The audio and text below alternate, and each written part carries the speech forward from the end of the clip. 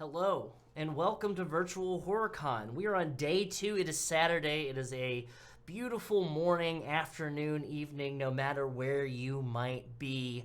And we are playing Liminal Horror, the mall. And to introduce us into what is liminal horror and everyone else that is going to be playing these beautiful faces around this table, I'd like to introduce you all watching to Josh Domanski. I hope I said Domanski correctly. Yeah, you got it. Perfect.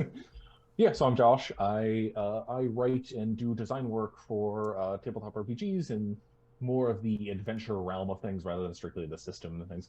However, I am one of the writers and the designers on the Bureau, which is a big liminal horror adventure that's you can find the PDFs out there now, and the physicals come next week. But I did just enough consultation work on the mall to get a named credit, so my claim to fame with this one, but I'm gonna run this for you. The mall having been written by Goblin Archives. Absolutely. Absolutely. Let's go ahead, and I just want to remind everybody at home that we are raising money during Virtual HorrorCon for Don't Be a Monster. We're raising it to go ahead and help different this bullying prevention organization to help combat bullying happening in schools and other places. I have dropped links there for a charity raffle where there are a variety of free stuff that is being raffled out today and the entire weekend, as well as there is a GoFundMe, which you can see in our top left-hand corner of the screen. It is stage right for us, but it is stage left for you and those in the house that are watching. And you can see that on the GoFundMe, we have raised $423, and we are close to we're getting close to over halfway of our funding goal of with overall everything. But we're trying to raise $5,000 this year. So let's see, get in the comments, go in there, go ahead and donate and do all of that. Let's go ahead and introduce everybody around this table before we let Josh do his thing here. So, Ashley, go ahead and let everybody know who you are. That's me. Okay. Hey everyone, I'm Ashley or Ayde. You can find me on Twitter at Ayde3E. You can find me on Discord, either on the Caring Comfort or Gehenna Gaming Discords as Ayde, and I kind of just play games and hype up my friends. Yeah, that's all I've got. Fantastic, fantastic. And going next in alphabetical order, Red. Hi, I'm Mischievous Red or Red or Mariah, because a lot of people go by Red on the internet, surprisingly enough. I can be found on Twitter at _ Mischievous Red, or on my own Twitch channel at Mischievous Red, or on Huntsman's Hydra, a TTRPG channel that my partner and I have started together. I play a lot of horror games, so I'm super excited.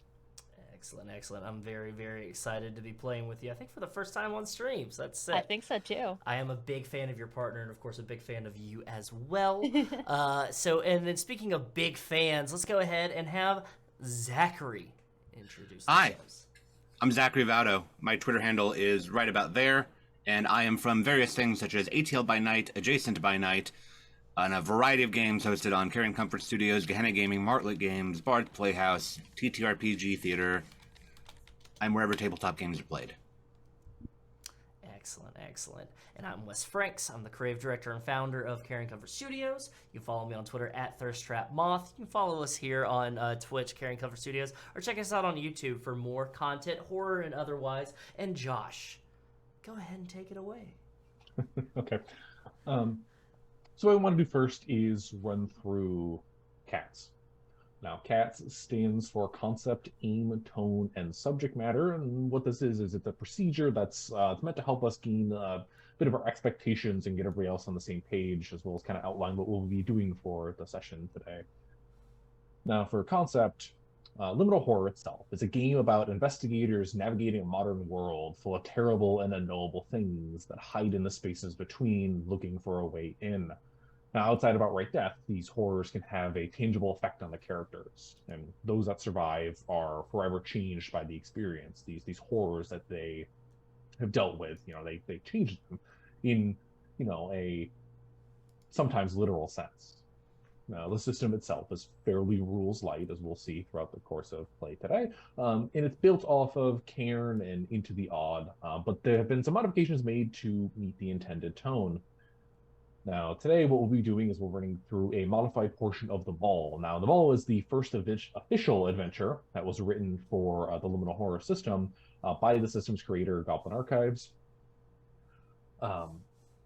Without getting too deep into spoilers, the Mall will bring our player characters into a dying 90s mall and throw them up against horrors inspired by the gooey practical effects-filled movies of the 70s and 80s. Now, anybody who's interested, the digital version of the mall, as well as the other module, the Bureau, can both be found on the Goblin Archives itch.io page. You can either search Goblin Archives on there, you can search the mall. If you're looking for the Bureau, you can search the Bureau, so on and so forth. But if you want physical copies in the future, both of those two modules will be available in print starting on July 15th through Exalted Funeral. And you can also get the Liminal Horror Core Zine if you so choose. Now, for our aim, the aim for today's session is to introduce our cast of characters. And then we're going to run them through a one-shot, and this is supposed to be a bit of a preview of the types of things that one can encounter within the module itself. Obviously, we're only encountering a very small portion of a much greater whole, the mall being set up for more of a campaign rather than just a single session here. So our aim as players is to play to lose. Now, this doesn't really mean you shouldn't attempt to keep your characters alive or accomplishing their goals. But the thing is in the face of unspeakable terror, if death is an inevitability, we should be embracing the horror and leaning towards the greater narrative to try and tell a great story. Characters aren't super tanky in Liminal Horror. Over the course of a full, long campaign, your party's probably going to go through a few of them as you're dealing with the horrors that you've uncovered. So again, we're playing to lose. Try and accomplish your goals. Try and keep your characters alive, but there's an expectation that they might not make it through the whole thing. Now, that being said, aim of the characters in fiction is obviously just to survive, especially for a tonight's session. Now, for the tone. By default, the tone for both the system and the module we're playing tonight is dark and serious. However, like the media that inspires them, the movies, the games, the books, and so on, there's still room for moments of silliness and levity, and even a little bit of camp in there. So like I said, the default's going to be dark and serious, but we're not going to try and commit to grimdark for this entire thing by any means. Now, for subject matter, the mall explicitly engages in themes of body horror, death, sacrifice, being trapped, temporal distortion, and groups of people turning to violence to survive. Now, that being said, we will have a couple of safety tools in effect for the session. The first of which is the open door policy. Now, this just means that the players at any point in time have the ability to take a break or leave. Whether that means going for a bio break, having to cool down for a minute, just turning off your camera and using voice, or even ending play. If there's something that makes you uncomfortable and you would like to remove yourself from the situation, you always have the option to do so, regardless of the fact that this is a recorded, streamed type deal. Now, if something for a little less extreme items, we are also be using the X card. Now, what this is, if something makes you uncomfortable in an unfun way, please signal an X. Now, this can be in chat, this can be like with your arms, you hold it up, you can say X card out loud, so on and so forth, as long as it's able to get my attention and I'm aware of it. I don't exactly need to know why you are throwing out the X card, but I may ask a follow-up question or two to kind of determine what that specific element of discomfort is. And then once that's flagged, I'll do my best to move on from whatever situation that we're currently in and potentially eliminate that element going forward. Now, the final thing to bring up, we're also using lines and veils. Lines are elements that will not be featured in play at all, and veils are things that can happen or be alluded to, but they're stuff that we're not going to be acting out as players.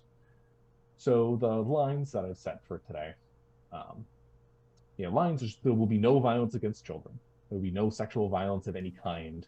and no gratuitous violence against animals, particularly the pet variety. Now, veils. So again, these are things that can be alluded to, but we're not going to dwell on or try and roleplay out. So our veils are torture, sexual content, and this is like, I'm not saying don't include romance or anything like that if you so choose and it fits your character, but we'll be kind of using the fade to black as stated in the event that romantic activities do occur. So, and the last veil is sort of gratuitous gore and violence. Like I said, the major theme of the module is body horror in itself, but I try not to dwell on that. I typically keep my content, especially the stream stuff that I do, along the PG-13 lines, if that's a bit of a guidance for you guys. Now, all of that being said, do we have any questions? Do we have any comments? Anything you guys want to add to any of those elements that I just blabbed on about? Are we okay with swearing? I am. Okay, I'm just making sure. Say whatever the fuck you want as long as it's not bigoted. If you can just like self-censor, get a little beep going. Let me get my voice mod set up. I'm gonna say, don't dare Wes. You can do I it. know a guy that has a beatbox and he's used it on air before. Okay, if there are no further questions, I'll give you guys each a chance to introduce your character. Now, what I'm looking for is just, basic name, anything to think of important general aesthetic of the characters, and a couple of things in addition to that. The default assumption is that you guys are a group of friends. So maybe we want to know why you're a group of friends, why you're all hanging out together, why you like the mall as much as you do, why you're here is a better way to put that. And two, I've asked each of you to design a store, or at least name a store, that is present somewhere in this mall. We don't need to know where yet, because we can kind of decide in the moment. And the store doesn't even necessarily need to be connected to your characters, just that it's an element that might come up in the future. So, like I said, take a moment to introduce your characters, introduce your connections, and then introduce your store for me, please. Excellent. Do you want me to just go first since I was first before? Yeah. Great. Yeah. So today I'll be playing Brooklyn or Brooke, she, her pronouns. She works at the mall and she hates every moment of it because she works at the, what's it called? Your Body is a Temple Wellness Clinic. And the reason why she works there is because her mom works there and her mom fully buys into whatever sort of health things they got going on there. Maybe some of it's legit, but I imagine some of it might be a little not legit. And her mom fully buys into all of it and dragged her to work there too. And now Brooklyn's stuck working there. And she hates every moment of it. And she doesn't have a great relationship with her mom in general. So Brooke is kind of like this rebellious sort of character, right? So her uniform at the wellness clinic, I imagine, is like some sort of like light clothes, like maybe even just white or whatever. But Brooke herself is much more of like a dyed black hair, black lipstick, sort of like fuck you mom kind of person. Yeah, so that's her. I think that she gets along with you guys will meet all the rest of the characters, but they're all kind of in the same sort of like burnout fuck society sort of group. So I think they probably all have similar sort of ideals when it comes to that. Let's see. Oh, the store that I made is called Sweet Things and it's a candy store. I think that I know it doesn't have to be related to our characters, but I definitely think that Brooke kind of spends a bunch of money there, in part to be like, "Ha, look, mom, look at all this junky food I'm eating, and you can't stop me because I made this money," and blah blah blah. So that's that. Was there? I feel like there's something I'm missing, but let me I know think you if got there's it all. anything. Okay, great. Okay, I will go next then. I am playing Sheena, whose pronouns are she, her. Uh, she is essentially reminiscent of 80s punk. She has a full mohawk that starts blue and fades to like a lilac with full shaved sides. She has gauges, like a bunch of facial piercings. She wears a long white t-shirt that's essentially long enough to be a dress, and she wears it as a dress, with the sleeves torn off and torn into a V-neck and fishnets. Um, yeah, she enjoys it. She is really into like 80s punk rock. And she goes to the mall, probably to spend time with her friends, just in general, because, like Brooklyn had indicated, uh, that we're a bunch of burnouts, and I mean, where else are you gonna hang out other than a slowly dying mall, um, where you can kind of do whatever you want, and it's generally fine. Um, let's see. Oh, the store. The store that I created was Johnny Chains. It's like Hot Topic, but more chains.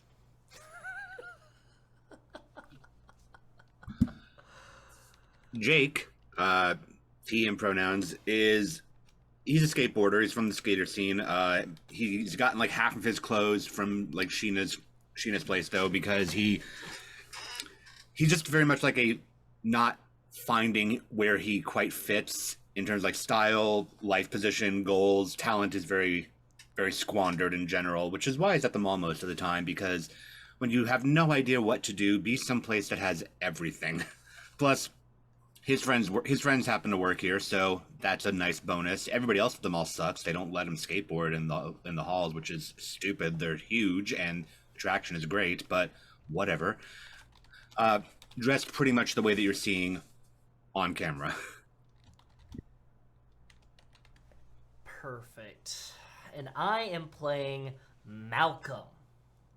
Malcolm is a 23-year-old burnout who works at the malls, who works at Murphy's Gifts. Think of Spencer's Gifts, but it's just called Murphy's in this universe. And so it has bad graphic t-shirts, edible underwear, you know, lava lamps, Tesla coils, prank stuff, everything like that. And the thing about Malcolm is Malcolm's too old to be working at a mall, typically in general, if you think about it in the scheme of things. Has been working at Murphy's since he was in high school. He was supposed to go to college, but he got in a really bad car accident that has made him kind of less than it's affected him quite a bit, and they are currently dating the clerk Jesse that works at Grip Tape, which is a skateboard clothing hip shoe kind of store. Think Journeys, if you're familiar with Journeys shoe store in the mall. So it has and has kind of felt stuck in life. So yeah, that is Malcolm. That reminds me, I forgot to say the store that I created. I created Big Moose Sports and Rec. Think Bass Pro Shop. It's one of those like 2-level, got everything, all kinds of sports equipment, hunting equipment, outdoorsy stuff. It's very, you walk in and it's plaid camo for miles. Fantastic. Okay, now that brings us to where we are now. The mall in question resides in Carpenter, Oregon, Pacific Northwest. Pleasant most times of the year. Rainy, chilly weather in the winter. Moderate summers. Now, Carpenter, Oregon was noteworthy because in the mid-1800s, the region's largest mine was opened. And the city was sort of a boomtown sort of deal, focusing, growing around the mine itself rather than necessarily just being a place to live. However, by the time the 1890s rolled around, a bunch of deaths within the mines started to make it so it was unprosperous. This is, Industrial Revolution era. This is the era when workers are starting to try and unionize to push their rights. So the mine closed. Now, following the closure of the mine, the city sort of filtered out. It was a boom town. In the 1930s, Carpenter was hit hard by the drought and the Great Depression. Throughout this era, there was just this series of continuous disappearances that fed local legends, cryptid creatures, alien abductions, the whole 9 yards. Folks love to speculate. More realistically, those mine systems, they're uncharted. Folks know the vast, main mine that goes underneath the town. But there were so many offshoots that were never properly surveyed. Chances are most of these people wandered off and got lost in a shaft or fell through a sinkhole, or so you assume.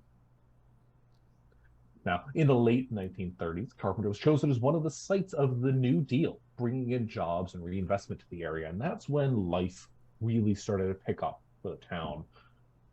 So much so that in the 1960s, in 1960 itself, the corporation came in, Pyramid. They bought the land that the mine was on, and they placed the seeds that would grow into their mall. What started with a more open complex where folks could walk between the stores and a nice parking area, as the stretch of American life dependent on the car was starting to ramp up in this era. So what better way to do it than drive to the mall and enjoy shopping all in one convenient location?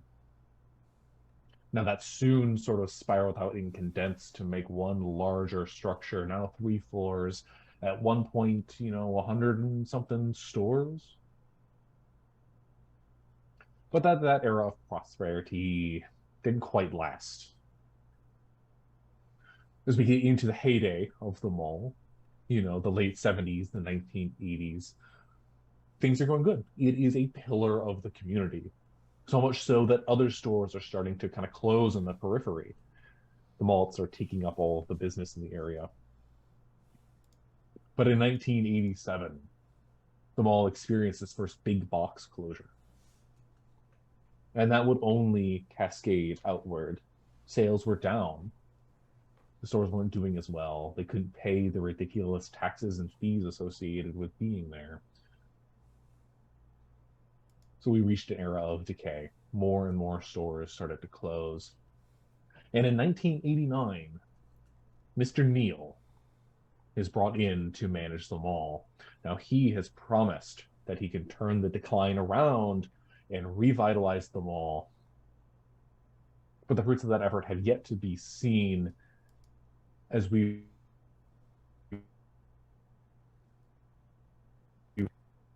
I'm back, okay. As we reach present day, the year 1990X.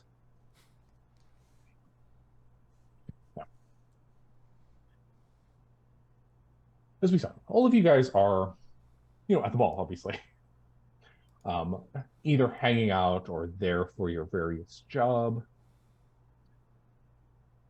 Things are a little different today.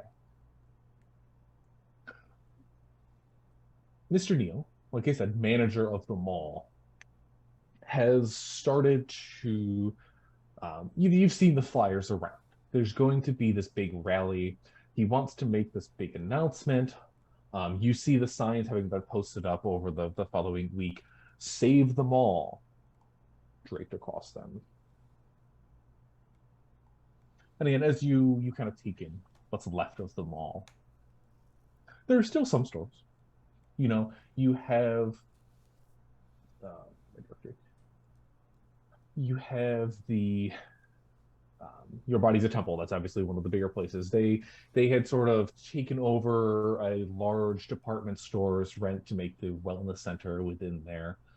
There's still the pet shop, Polly's Pet Emporium. There's Mootsy's Arcade, which is probably a frequent of at least one or more of you guys, maybe in your childhood, maybe not so much now. There is the wonderful Emmy's Swords and Stuff up on the second level. where you could get a bunch of medieval goods. And it's also one of those things where it's fun to look in and walk and take a peek at what's available in stock, but you're kind of concerned that nobody really buys anything at this place. But it's a different matter. There's also a food court, the Spiral Cinema. It's not doesn't have as many open theaters as it did at one point, but it's still showing some of the big summer blockbusters that come into the era.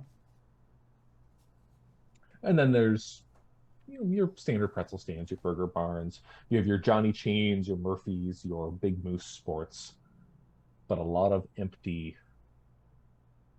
storefronts. Now, to celebrate this rally, Mr. Neal has closed them all early. You've sort of wound your way down to the rally. It's getting to be about closing time anyway, but he wanted this to be, particularly noteworthy. He asked the stores all to close an hour early, so people have started shuttering their windows, locking up the gates that are in front of their stores, and you've sort of filtered over to the first level of the mall, where a stage has been set up. Now, this stage is set up against Skate World. Now, Skate World is one of the few thriving attractions at the mall, of this being, it's a roller rink. They took some of the old empty space in the thoroughfare that typically would have probably seen a lot more foot traffic than it does now. Built up a nice section. They got a nice smooth floor, a DJ booth that pumps out whatever the hits of the 70s and 80s were. And it's still fairly new enough where the skates aren't like totally gross and the floor not completely scuffed up. But set up against it on the outside, you can still kind of hear like the booming DJ booth from Skate World, which is conveniently still open right now, is the stage. Like I said, the stage itself is hastily set up. There you see that Save Them All banner has been like strung across it. There's an old 1973 Oldsmobile Delta 88 that's parked at the stage's base, presumably as part of some raffle or something that's going on as part of this rally. But as you filtered in, you see the scattering of regulars throughout the mall. Various employees, various mall rats. You see the punks that like to hang out in the area, the mall walkers, and so on and so forth, each taking a kind of like curious bit of interest in what's going on the stage, but nobody's like, really jonesing for this. And Mr. Neal himself kind of standing up on stage. This is he's a shorter man, ill-fitting suit, probably 10 years out of style. He's slightly balding, just rambling on about how since he has come to the mall, things have begun to prosper. We have stopped the bleed. We are going to save this mall. And he's just going on and rambling, and it's kind of hard to tell what he's saying. Now, as this drone of voice is going on, what are you guys doing?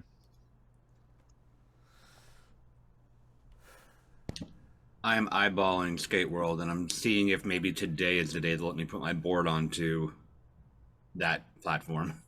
Usually they're not big on it. They want you to rent skates. But, I brought my own wheels. I have an important question about this event. Sure, what's up? Is there free food, or do I have to buy my own food? There is most certainly not free food. Damn. All right. Well, then I think Brooklyn is eyeing whatever food they have and debating whether it's actually worth wasting my money on it. If it's like crappy skate park pizza or something. Yeah, there's probably some semblance of a concession stand within Skate World, and you can just catch the faintest whiff of mall pretzels wafting down from somewhere in the upstairs area.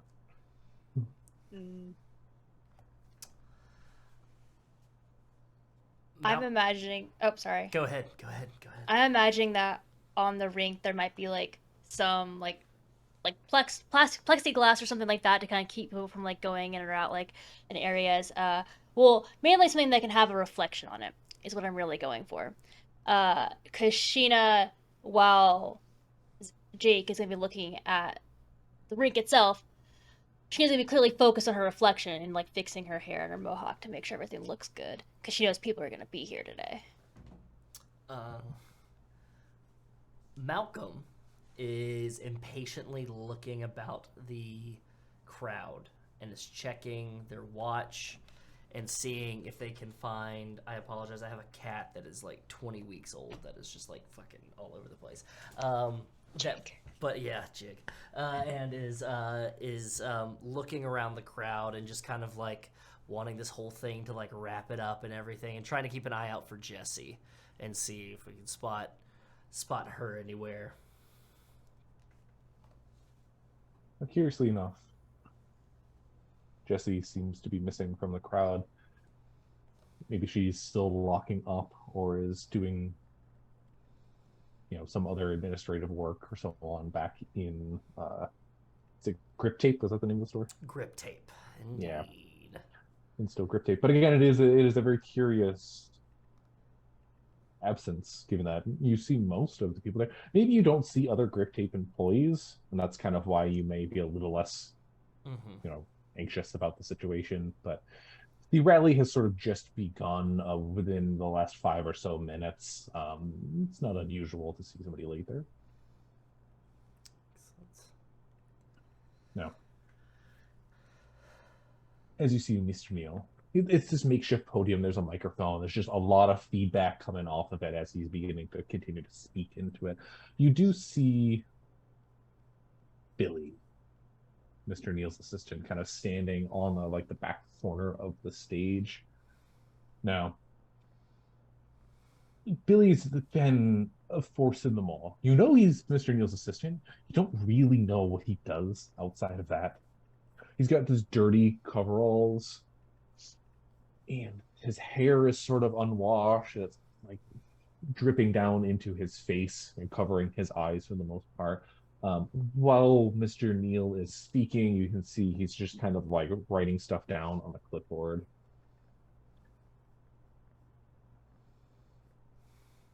But then Mr. Neal, again, he's calling attention to himself.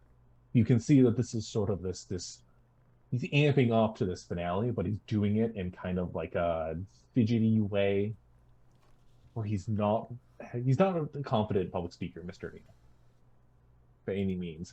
Now, he reiterates, when I joined in this mall in 1989, we had lost our big box stores, but we have just signed on, and he like looks at a list, Macy's to come back here. And we filled our spot. We paid off some of our tax debt to the government. We're in the process of renegotiation. We are going to revitalize this community that's been on the decline. We are going to get that tax credit to continue to expand the mall and to continue to provide jobs to you, fellow citizens of Carpenter. Now, and you see his face get a little serious. I care about the potential of each and every one of you. And you kind of see his eyes scan over the environment and what you can do to help out this mall.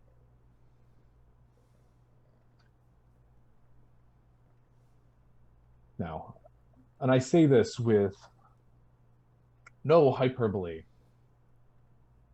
a new era for this mall is coming, and all of you will be at the forefront.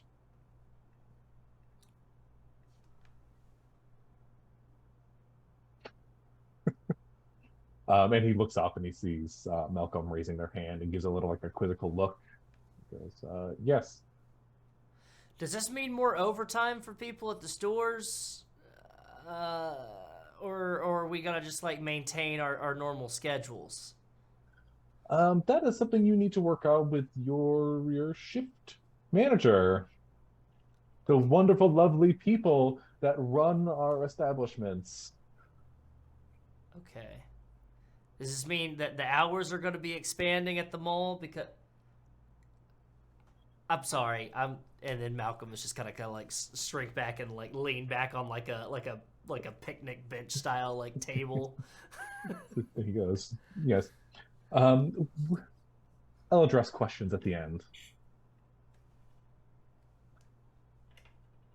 Now, and he turns back to the crowd. Are you ready to join me in this new age? I'm gonna lean over next to Sheena and just go, is this a mall or a cult? Sounds a little culty, but I mean, what's wrong with a cult? Could be fun. No, a cult, not occult. You know, you're right. Both would be better. A cult that studies the occult. That's better than a mall cult. Yes. We should start one. Malcolm's gonna lean over and says, "Brooke works for a mole cult." That's true. You get the literal like ugh like sound effect from Brooke and like the biggest eye roll. Okay, so as you guys have a little moment of levity, you still see Mr. Neal staring over the crowd, leaving that question, open. You don't really see people enthused. There's no cheer. There might be a few, like, tepid claps. But then you feel the ground beneath your feet tremor, ever so slightly. Now, Carpet Oregon's not necessarily like Southern California. You don't have those quakes every single day, but it's not infrequent. Tremor gets a little bit more vigorous. The lights flicker in response.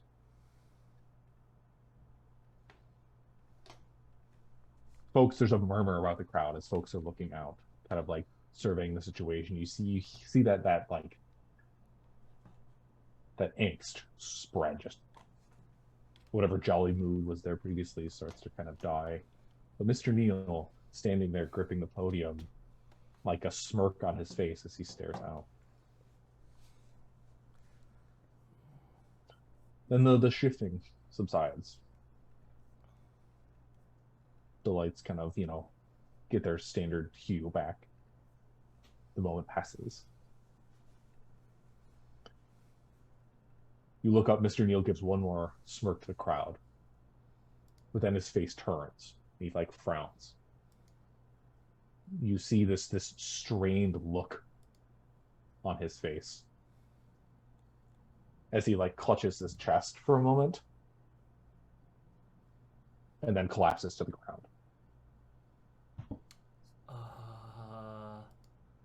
Is this part of the show? Is he dead? Does this mean the rally's over? Billy? You wanna help your guy out there? As you look up to the stage, Billy is nowhere to be seen. He seemed to slink off behind the curtain at some point in the minutes previous. How's the crowd reacting to all this? Now they start to you get the gasp, and you hear somebody do something, and then vaguely next to you guys, you see an individual that would be at least, Jake would be very familiar with. Hudson, head of security. Yeah. Now, Hudson is young. He's sort of new to the job. He takes pride in it, and that's why he's so adamant on the no skateboarding rule. But he's not very good at his job outside of,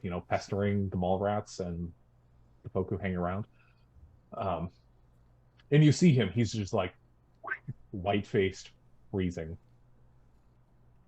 And then, oh shit, and he like starts walking and he stumbles and he pushes through the crowd.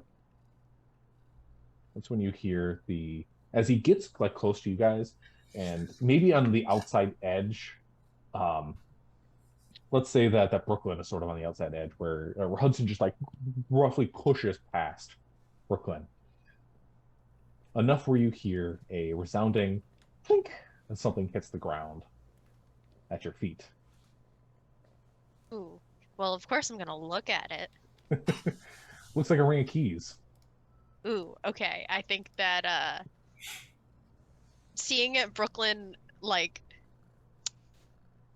quickly bends down to pick it up, and as she's like picking them up, she's looking around to see if like anyone else seemed to had noticed that Hudson dropped these keys. Yeah, attention's on the stage, and as you grab the ring, it's a nice chunky ring, but there's a very clearly like a security like key ring tab. I don't know what those things are called. Sure. Under. Yeah. Yeah. Then Brooklyn pockets them. Pockets, all right. Add a ring of keys to your inventory.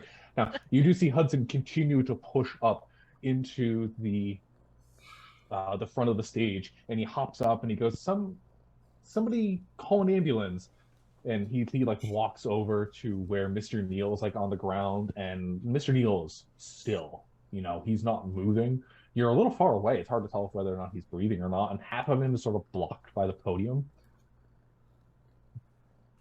Should one of us call an ambulance? I don't have any. I didn't have any like money for the phone. Someone else will call. I'm gonna take. I've got some change, and you're gonna see Malcolm is gonna be like, "Yeah, I'm gonna phone bank," and is gonna start like limping and trying to push through the crowd to get to the phone bank to call 911. There's probably one. You guys are kind of close to that skate world. There's probably a couple like lining up on the wall on the outside edge, yeah, a little ways away from where you guys are. Mm-hmm. Perfect. Yeah, I gotta go there and just be like, wait, I don't need. It's 911. Just hit the emergency number on a phone. I don't know, man. Yeah, it's like Malcolm's gonna look at Jake and be like, "It doesn't cost anything to call ambulance." I don't call 911, man.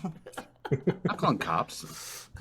All right, so you reach up, you grab the payphone, you go boop boop boop, and you just get that busy signal coming from the phone. Busy, fucking busy. It's busy. I'm gonna try another phone. Beep. Same thing. The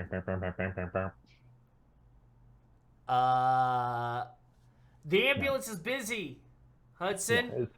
Yeah, as you turn to the stage, he hears you yell that, and he goes, "Oh, shit!" And he goes and,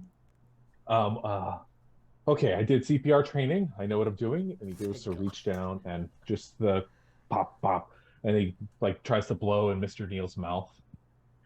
And then it's another pop. Gross. And he's clearly doing CPR wrong, but he's got like, it's like the CPR you see on TV and not what you really should be doing. He's confused, but he's got the spirit. You gotta. I think you have to. The compressions need to be like, you gotta like really go for it, Hudson. Come on, break his ribs. Are you guys approaching the stage? Like, No. have you are you just calling I that feel like out? we're just watching from a distance, mocking him. Yes. Exactly. I'm going to go to somebody in the back of the crowd, just like a random goer, like mall goer, and be like, do you have a car? Can you like go and like flag somebody down or something? The phones are busy. And the person they look at you and they have a little like deer in the headlights. I think it's yep in the parking lot, and goes and like sort of runs down towards the parking garage. Awesome. Malcolm is gonna like limp their way up and be like, Hudson, you gotta do it's compressions. You gotta sing a song to yourself or something like that. Okay, it's all about rhythm. Just like limp up close to the stage. Yeah. Okay. So as Malcolm, as you're getting closer, you're limping up, you see him. He like takes in the song and he starts like trying to count, and then you hear a thump, crack. Oh. And then he looks like ghost white. And then you see him try and do another compression. but he raises his hands and you hear a second crack. I think he put his back into it, Jake. I think he put his back into it a little too much, maybe. I mean, like that happens sometimes, right? Hudson? And he like raises his hands out and he's just freaking out, and then another crack. Oh, I don't think that's supposed to happen. Oh. You continue to hear, it's just loud, this snap, snap. Then you hear this like this gooey wet noise as you guys see the chest of Mr. Neal just break open, rib cage sort of like poking out, skin tearing. You see the spatter of like viscera just and like coat the face of Hudson, who's standing there again, white faced. It's chest burster. As you see this, like I said, you see the cage of his ribs just exposing the internal organs. And there's a moment where it's like dead air. Everybody at the stage is just like, there's no screams yet. It's just, what the hell is going on? Before the innards of Mr. Neal just flick out of his body, you know, intestine, stomach, esophagus, and wrap themselves around the arms of Hudson. I think that Brooklyn is gonna approach the stage very quickly and like grab Malcolm's hand and start like dragging him back in a way. Like, oh shit! What the fuck is that thing? What the fuck? We gotta go. Before we get there, I need all of you to make our first rolls for the game. So what we're doing is we are trying to make control saves. Now, there are 3 primary stats in Liminal Horror. There is strength, dexterity, and control. Strength is sort of like your physicality, you know, push things, pick stuff up, put stuff down. Dexterity is your fine movement and like your agility. And control is sort of like a catch-all for wisdom and charisma, like those type of things. However, it is also your ability to cope with the weird. Now, Liminal Horror is a D20 roll under system. So what you're trying to do right now is roll a D20 equal to or under your current control score. That's going to be really easy for me because I have a control score of 5. Gonna escalate very quickly. The game where nat 1 is a perfect roll. Yeah. Mine was over. I succeeded. I rolled under my control. Okay, so it's Sheena the only one that failed? If I got that right? Okay, so again, this is sort of your ability to cope with the weird things that happened. You've watched as somebody's chest cavity opened up and their internal organs just reached out and grabbed the head of security, who was at that point doing CPR against them. Now, Sheena, you take just 1 point of stress. Now, the way that damage works in the system, each character has a hit protection value. Now, hit protection, it's not really HP, it's not hit points in the way of our traditional system. Hit protection is your character's ability to avoid serious damage. So you can take damage from multiple sources. It can be, you know, physical damage comes from, you know, getting hit with a baseball bat, getting shot with a gun, so on and so forth. Then there's also mental damage is probably the way to think about it, but it's stress. It is the tolls of these things that you're uncovering having a tangible effect on your characters. Stress can also lower your hit protection, lower your body's ability to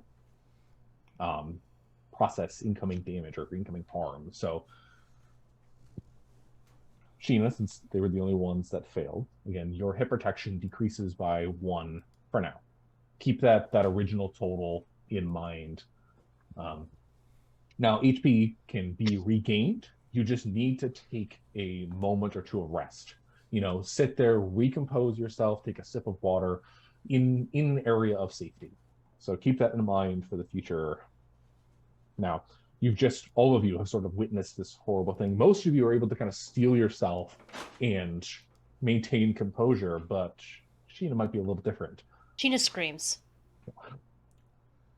Whoa, okay, whoa, hey, it's fine. It's fine, we're fine. I think we're fine. That's not. And it is like the shriekiest scream you've ever heard, and it would not sound like something Sheena would do. Okay. We gotta go. We can back. Where's the security office? Security office? You want to go to the security office? Jake. Jake knows it's probably secure. Let's secure. We need to get the fuck out of here, right? Right? I think so, right? I mean, Jesse. Okay, I've got to get Jesse, and we're not. We just work. I just work here. Okay, so like. I barely work here. No, we aren't dealing with this. We're going. Okay, good. Yes. Good. Okay. All right. Yeah. Fantastic. All right. Yeah. Pandemonium. Yes. Perfect cover. Yeah. I've got to get Jesse. Okay. I've got to go to Grip Tape and get Jesse, and we can meet at the parking deck, or do we all go? I don't know what's I don't know this protocol for. I sell dildos. What is the Where Okay. is so? I guess where are exits in relation to we are, and then where is the store that Jesse works at? Okay, so the Carpenter Mall has 3 floors. For the purposes of this adventure, we're not going to deal with the 3rd floor. We're going to kind of keep things contained on the 1st and 2nd floor. Okay. You guys are vaguely like dead center in the 1st floor. The mall has a main entrance. It's kind of shaped like a short T, where you have an entrance that leads in. There's that thoroughfare where Skate World is, and then the wings branch off in left and right directions, where all the main concourses, all the storefronts and so on there. So you're in that center. The main entrance is like behind you and a little ways away.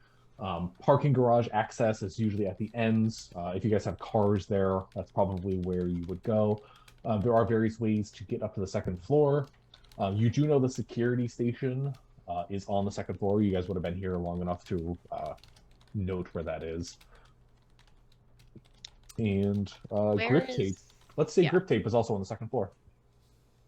Ah, shit. Okay.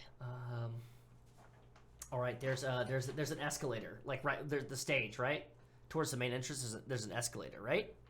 Yeah. So you guys, you're standing in pandemonium. Mm-hmm. People are scattering every which direction. There's screams. You can hear Hudson up there yelling as just like these organs are now like slowly wrapping up his arms, and again he's sort of coated in this blood. You turn around and look. The escalator itself is just clogged with people that are kind of like trying to get up to the 2nd floor, the one nearest you.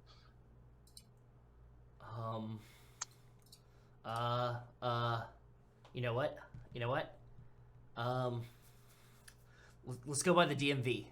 There's nobody by there at all. Yeah. Let's take those steps. And then that's the parking garage is over there, and we can go. Security's on level 2. Ooh. Okay. Jesse first. Brooklyn says and starts again dragging Malcolm along in the stated direction. Yeah. Malcolm is just like stammering and going like, yeah, DMV, and then no, the steps, and then in and out. Parking garage is right there. My hatchback is part. Oh fuck, my hatchback. Okay. Yeah. Great idea. And he's gonna start trying to like push through the crowd and everything like that, or like try to get to like the edge of the crowd at least. Okay. So again, your goal is to try and hit up that end. Let's say if we're using cardinal directions, with up being north, the DMV is sort of on the western side of the mall. That being, it's a noteworthy thing. It's an end cap. It's not like one of the large box stores at the end. But you guys would know where it is. Perfect. So all of you sort of take off in that direction? Mm-hmm. Okay. Now, running from the stage. You guys felt that earthquake earlier. The lights had flickered. The ground does not shake this time. The lights do flicker once more and then cut out as you're bolting away from the stage. There's a beat before the hum of the emergency lights kind of kicks on, sort of cascading them all in shadows and darkness. But there's a second uproar, another screaming match from the various patrons around you as those lights go black and you guys are starting to scatter away.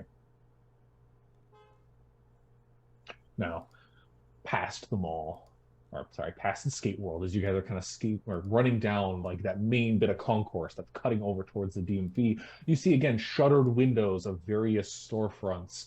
Ones you may or may not recognize, a lot of empty spaces at this point. There's definitely the Polly's Pet Emporium.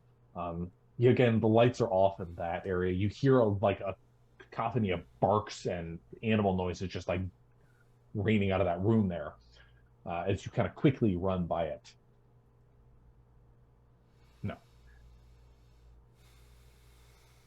The sounds of your feet thudding against the floor, your breath sort of like heavy as you're trying to pick up speed, gaining down the concourse. Most folks don't seem to have scattered in this direction. Maybe you see a person or two also running vaguely in your way, but soon you are met with the DMV. Now, the DMV, like I said, it resides on one of these corners here. There is an escalator that goes up, as well as an entrance to the parking lot immediately around the corner from the DMV itself.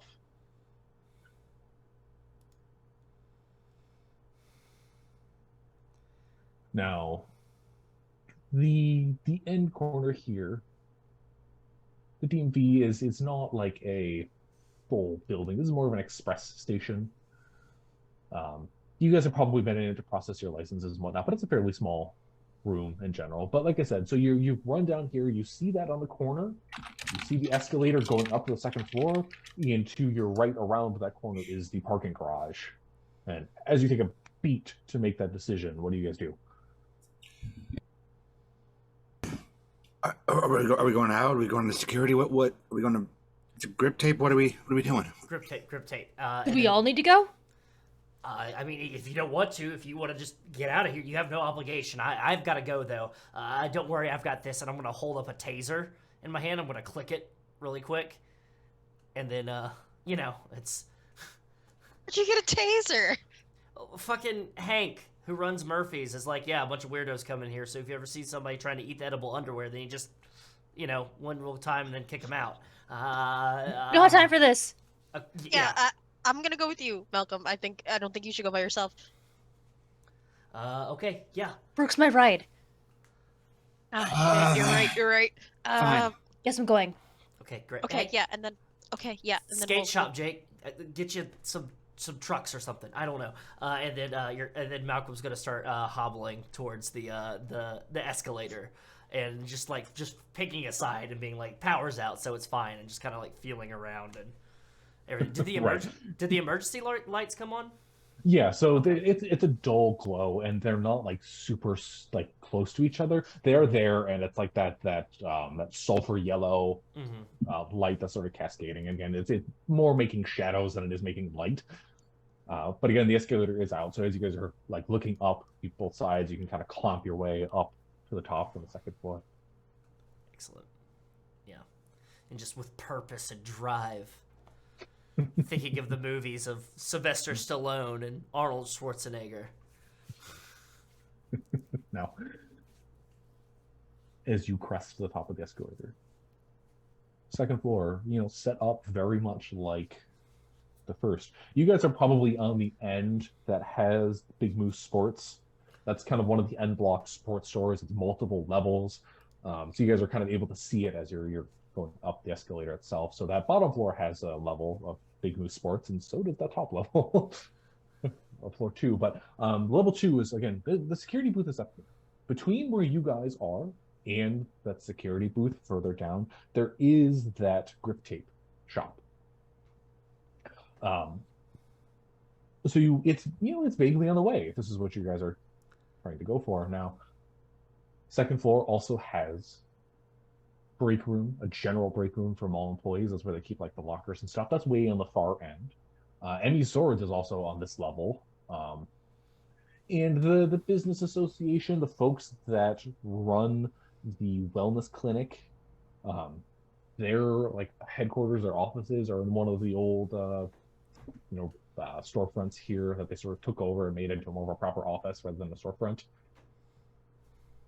And again, just any manner of, your typical 90s mall stores spaced out with empty plots just going down into the darkness as you kind of stare down. As you crest the top of the elevator, though, you can still kind of hear the screams and the commotion. People are sort of filtering up. You can probably hear the clatter of footsteps up on the second floor as well, further down. You're relatively alone then. Like I said, once you reach the top of that escalator and you start to look to try and figure out where Grip Tape is in the darkness, you hear bang! Like this clatter of metal, and it's coming from, you guys crested the escalator. There's this little like concourse area where there's a couple of benches and like trash cans and stuff before stores are kind of set up on the periphery of that. It's coming from like back towards where the wall is. So you guys, you're at the top of the escalator, you got a little bit of open space. That banging noise is like reverberating from that open space just ahead of you. Sheena like does a little tiny shriek this time, and she like quickly pulls out her like switchblade. It's like y'all carrying weapons around, but I think if it's possible to just kind of keep going, like not hesitate on creepy sounds, and assuming we don't need to go towards the creepy sounds, keep heading towards Grip Tape, hopefully.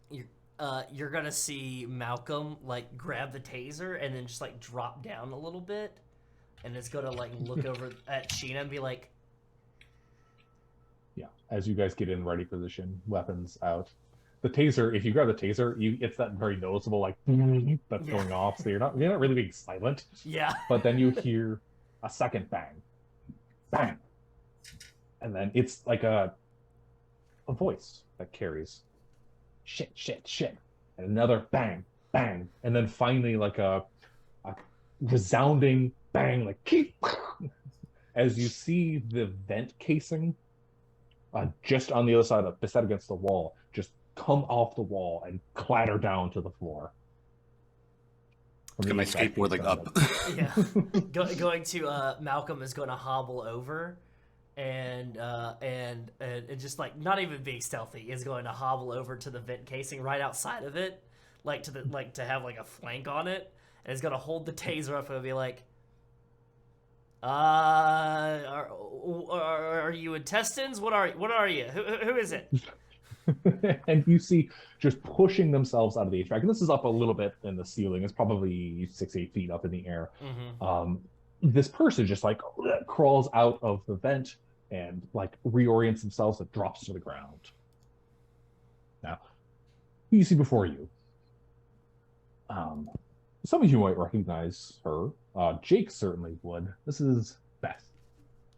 Now, Beth is a mall rat, usually the one at the head of the mall rats, the one that the other folk tend to follow around. But she's wearing this a t-shirt, flannel, baggy jeans, and still carries her skateboard. Now, as she kind of like clomps to the ground, she raises her skateboard herself, has a bit of like a standoff with you guys. What are you doing at an event, Beth? and so you see like the recognition hit her face as she sees Jake, and I mean the rest of you guys, you probably know her as well, and it's just this flood of relief, and goes, whew. What are we doing? Oh, haven't we I thought we took you up in the vents that one time. It's how we get to the clubhouse. You've been up in the clubhouse this whole time? No. Ruth and I, we were trying to escape there when all the commotion happened a few minutes ago. But Ruth is still. Shit, it was dark. We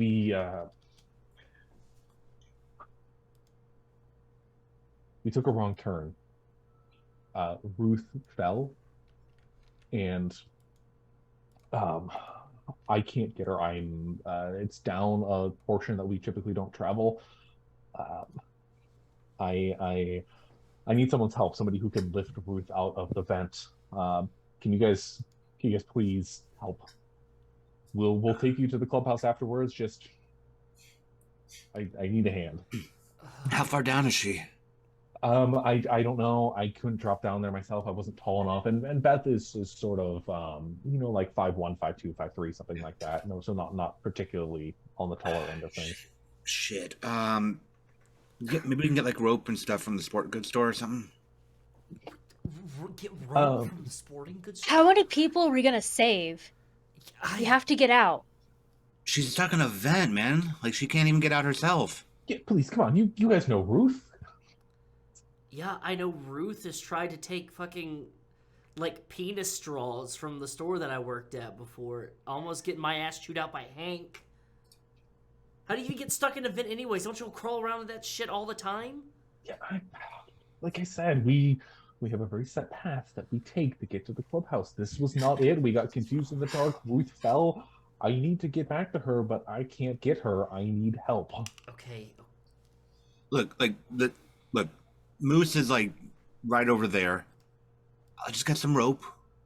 We'll get she can hold on. We can pull her out and we can go. Yeah. I don't know if she can hold on or not. She fell, and I don't know if she's unconscious. I don't know what. I don't Well, know. we can tie it around her or something. Either way, just that way we don't all get stuck. Just please be quick. Yeah, sure. Yeah. Yeah. Hey, you guys do your thing. I'm gonna get the rope thing. All right. I mean, can't leave you go by yourself. Like, Sheena, you should go with him, and then we'll meet back by the entrance to the parking garage. That's totally close. Got it. We'll go get Jesse. You guys go get the rope, and we'll meet back here, and then get the fuck out of here. Yeah. Yeah. don't you dare leave without me.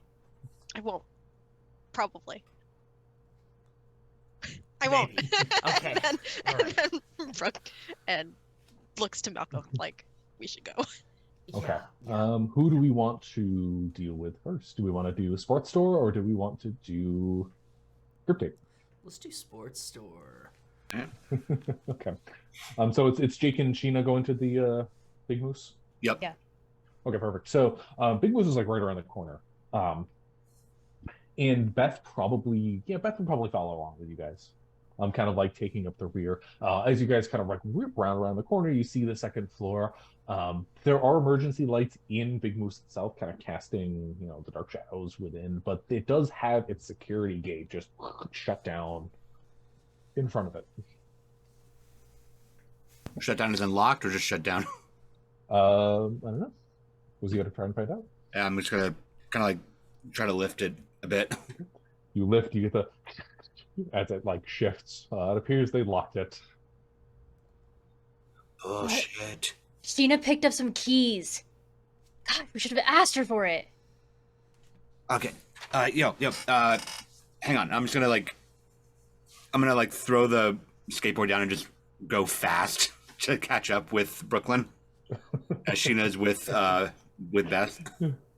Sure. Okay. So as Malcolm and Brooklyn are kind of like tromping down the halls, Grip Tape isn't all that far from where you guys were, so it's not all that hard. But before you quite get there, you hear the of wheels on mall flooring as Jake quickly skirts up with skateboard. Brooke, yeah. You guys have keys? Yeah, why? Okay, and Brooklyn says all that as she's digging in her pocket and pulls out. Are the keys labeled? No. Awesome. And she just shoves them into Jake's hands, into his chest, Ah, shit. Fine. I just Hey, turn and just go. turn and just kick down the hall. Okay. So we'll keep following Jake at this point. So All right. grab Just a the little keys, kickflip. skate on back, get to the door again. Beth and Sheena kind of waiting for you with the bring of keys. They're not labeled. So okay. I just try key. I don't know how many keys are on there, but just 1, 2, 3. The way I like to handle stuff like this is a luck roll. Okay. Now, the way that luck works is I just need you to roll a d6. Okay. Low is good, high is bad. Well, I got a 5, so. You got 5? Okay. So you put the key in. Nope. Take another key, put it in. Nope. Take another key, put it in. And so you're just like trying it, and Beth is just like, come on, come on, come on, come on, come on, come on. This isn't working. This isn't working. Gina's like keeping an eye out for anyone like approaching them. Make sure like no one comes near them. So as you look out again, you can kind of hear the clack of Malcolm and Brooklyn as they're walking away. You again hear screams going on, just like cascading from the mall. It's a little hard to tell at distance. You don't see anybody else. However, while Jake is fumbling with the door, let's go and see what Malcolm and Brooklyn are up to.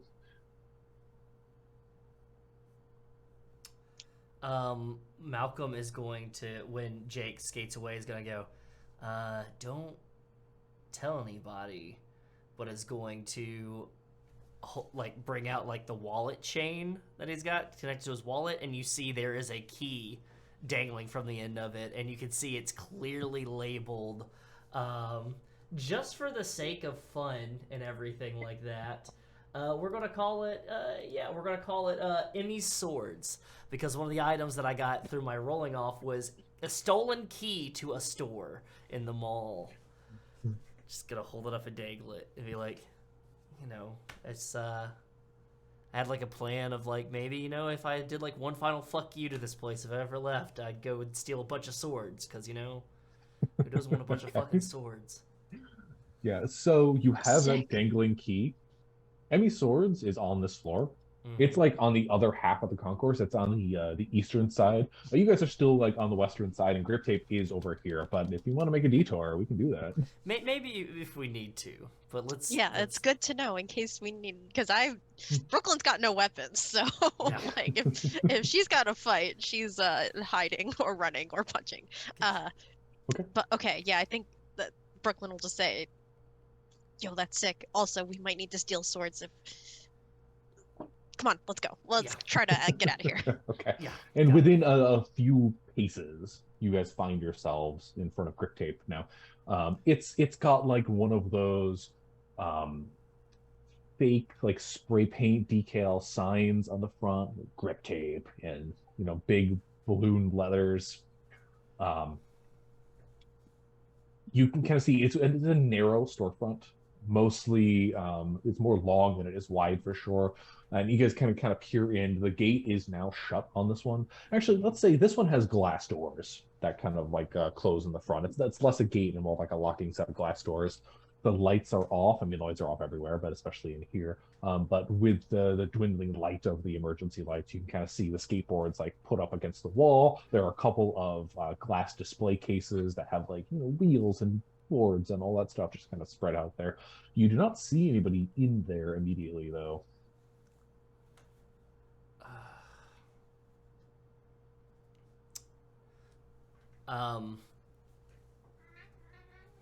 Malcolm is going to just be like quietly. It's just gonna kind of like rattle, not quietly, but like like it's gonna kind of rattle the gate, and like Jesse. Let's get a luck roll from you as well. So against a D6, you're trying to hit low.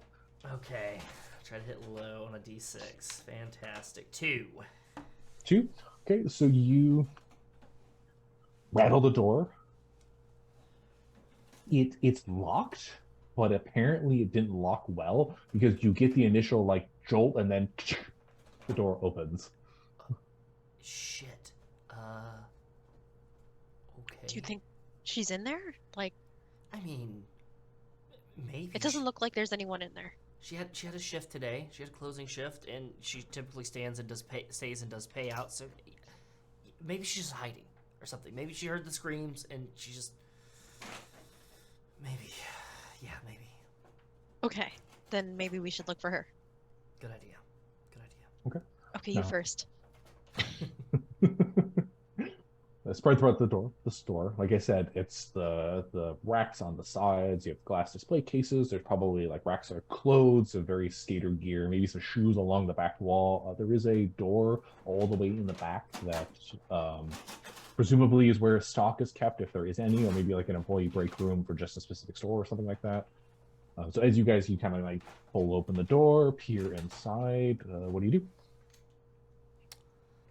I'm going to just start walking back towards the back. I've got my taser out, but I don't have it like kind of on. I'm just gonna be like, Jesse, it's Malcolm, Jesse. As you call out into the darkness, you get no response. Brooklyn is following behind Malcolm, and as they pass, I don't know how skate stores are set up, but if there's anything heavy or that looks like it could be used as a weapon, Brooklyn will pick it up. There's probably a assortment of boards for sure. Great. Then and she just... you know, there's like the hardware for skates, there's the wheels, there's all that stuff. You could make a convincing set of brass knuckles maybe with the skate bit. I don't know how that would work, but Yeah. Yeah, I think she literally just like picks up a board and is like holding it like Jake had been and like Beth had been, just like. You can add a board to your inventory now. The most important question: what decal is on that board? Mm-hmm. Ooh, I think that she just picked up one randomly, and it happened to be this is not going to be a very good answer, but something that the sort of like mainstream skateboarders, like people who want to be skateboarders and want to look cool being a skateboarder, some sort of like print like that looks like they're trying like way too hard, and like it's like a wannabe skateboarder, like it's just. So you're telling me it's the Tony Hawk Birdhouse logo, but it's the hawk, but it's the skeleton hawk on it. Yeah, Got it, exactly. yeah. So Tony Hawk not Pro Skater something- 1 and 2, shout out.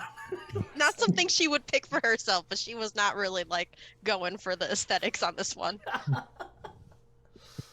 Lovely. Okay, so you have that skateboard. Now, again, you, the rest, or both of you, not from Brooklyn, you are in an empty store. Is there anything else you do, or do you push forward to that back room?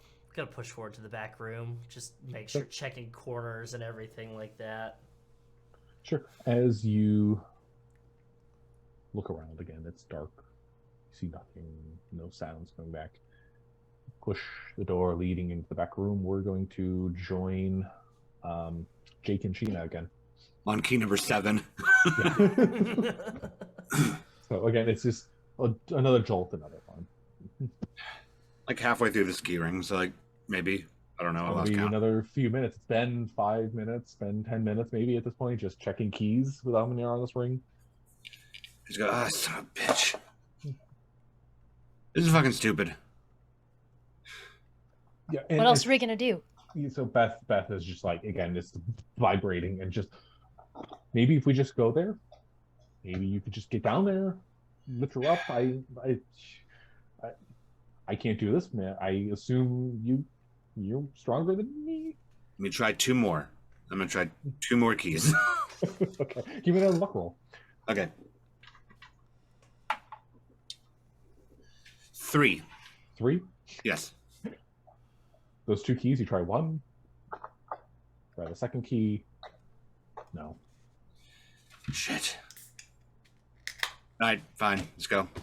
We'll just, as I hook the keys onto the, onto my bag, and let's go do this. Sure, whatever. Okay. So you guys kind of filter back over to the grate. And Beth is kind of looking up, and it's easy enough where you could probably jump up and pull yourself in. You don't really need a lift. But as you guys are kind of staring up at that, let's go back to Malcolm and Brooklyn. Now, in grip tape, you open that back door. This one has an emergency light in there that's sort of casting on it. You see, again, storefronts in malls like this, they don't really carry a back room in the way that people think they do.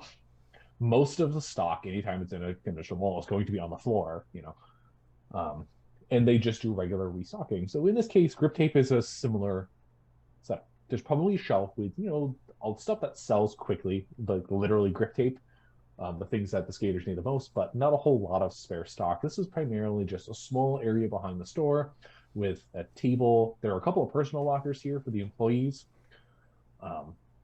There's probably like a manager's office where they do payroll and whatnot, or have the safe that manages the cash and stuff like that. Now it's dark. There is an emergency light, casting shadows throughout. It looks disheveled. You know, you see the lockers. Each of them has a name written on them in tape. Some of them are open, for sure. The break room, the chair that sits there, the one chair that they allow to have at the break room table is like tipped over. The table itself has probably got a scattering of like papers and store pamphlets and stuff kind of all over the top of it. Maybe she fucked off. Maybe she just said, See if her locker's like empty. yeah, I'm gonna go check her locker. You look down the names. Again, you see names you know. You probably know some of the employees here. You do see Jesse's name sort of in the middle. That locker door is shut. Assumedly locked. Gonna try to see if it opens. Good. You reach forward, grab the lock on it, pull, and it's like a chink. It doesn't give. It's locked. It's locked? Okay. Hey, Brooklyn, you mind doing me a favor here real quick? I can try.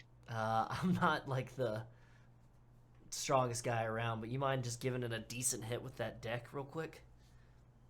Yeah, I can try. I know this is like an invasion of privacy, and this makes me a not good like boyfriend or whatever. but Strenuous circumstances. yeah. Okay. Thank you.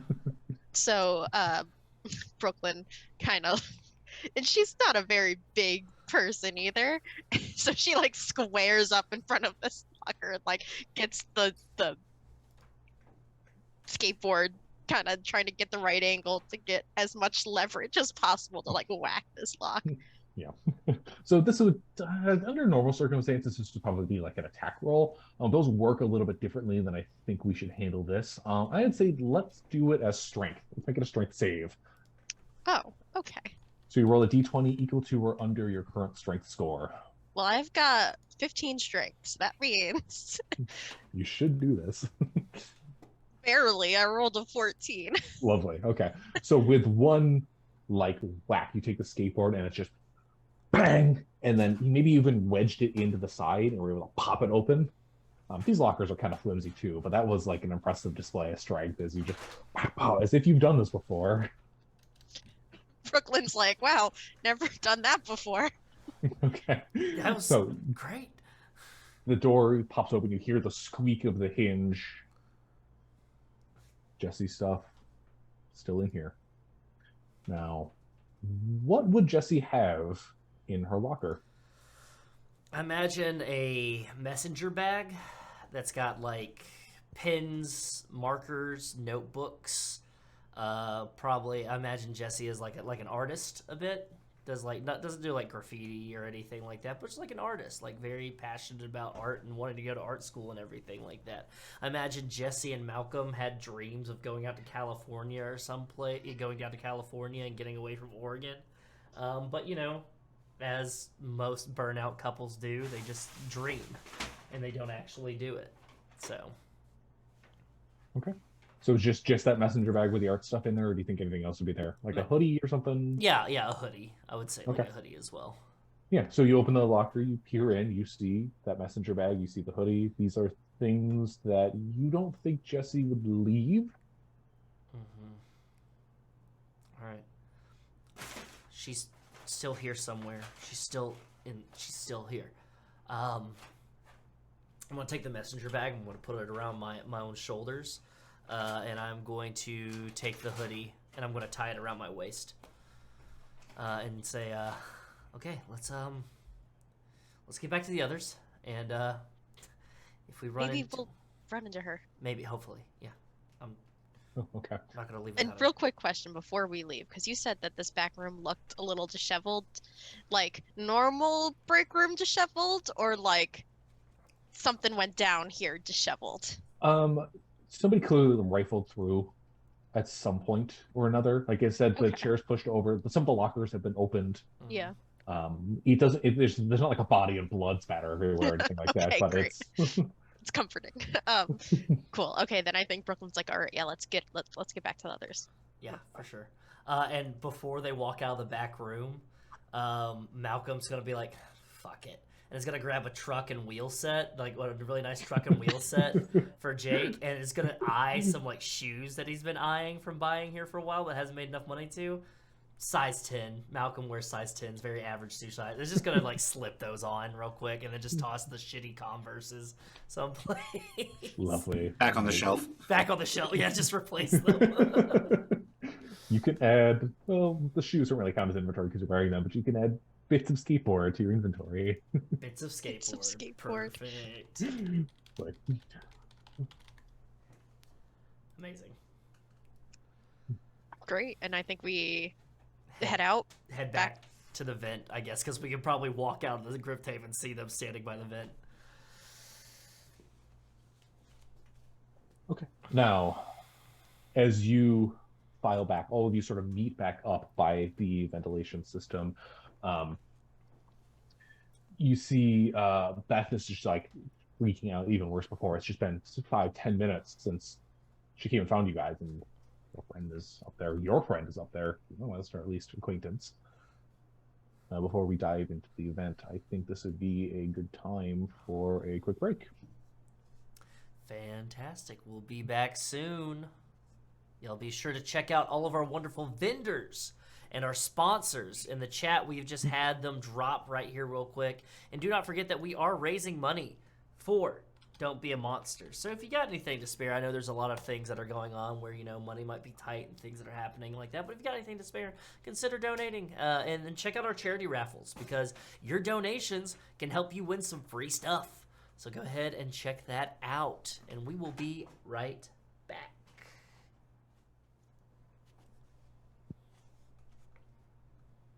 Hello. Welcome back.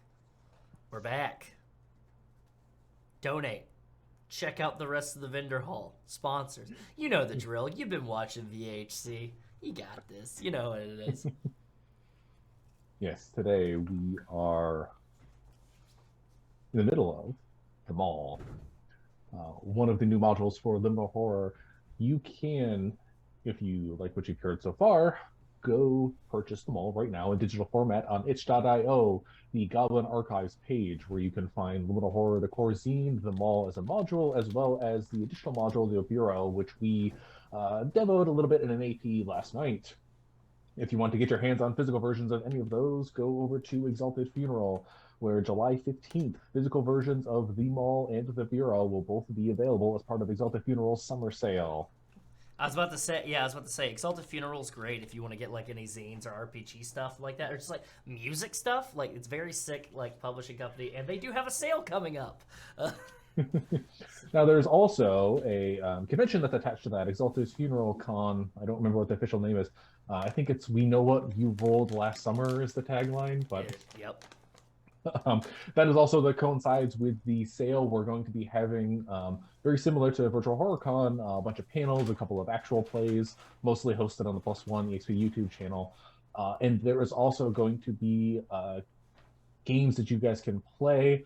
We're going to be trying to host some Liminal Horror stuff there. So if you're interested in playing what you have seen over the last 2 days, keep an eye out as we will have some stuff available for you guys. Excellent. Definitely going to be picking up a physical copy of Liminal Horror, as well as Land of Eam. But I'll talk about Land of Eam at a later date, because that one was sick. All right, lovely. Now, where were we? The year 1990X, Carpenter, Oregon, the mall. You guys were there for various reasons, and attended a rally that was supposed to kick off the Save the Mall campaign. The mall's manager, Mr. Neal, speaking up on a makeshift stage and from a skate world, where he seemingly was having a heart attack, some sort of ailment. Holding his chest, he fell to the ground. The security officer, Hudson, rushed to the stage, not really knowing what to do, attempted to give CPR, when Mr. Neal's chest, opened up, wrapping Hudson in, viscera and mobile organs and causing chaos. The patrons also there to witness this presentation scattered, screaming along with you guys, heading off down, one to find potentially an exit, but also to get to grip tape, where Malcolm's partner Jesse was apparently working and has currently gone missing, as far as you're aware. On your way, you encountered Beth coming out of the vents, begging for help for her friend and probably your acquaintance Ruth, who apparently got trapped in the vent system. And you guys sort of split up. A couple of you went to look at grip tape to find Jessie and came up with nothing. It didn't look like she even grabbed her stuff. The rest of you tried to get into the Big Moose Sports. Didn't really have a whole lot of success there with the gate and the billion keys that you had found earlier. But all of you have now coalesced back on the entrance to the ventilation system. Again, Beth kind of like freaking out. Come on, we got to get up there.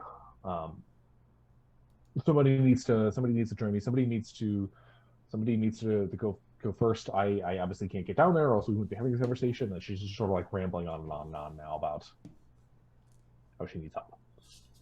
We're all four back together? Mm-hmm. Yep. I just hand the keys back to Brooklyn and go, there's a million of these fucking things. God. Okay, so I guess you didn't get any rope then? No rope. I don't know what key opens what. Thanks, Hudson.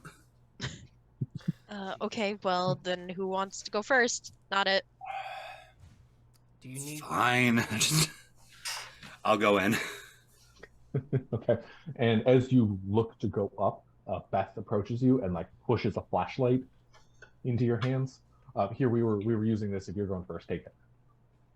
Thanks. I'll just put it in my mouth so I can both hands up. Okay. Yeah, easy enough to climb. Like I said, it's like 8 feet up, but you can jump and pull. Yep.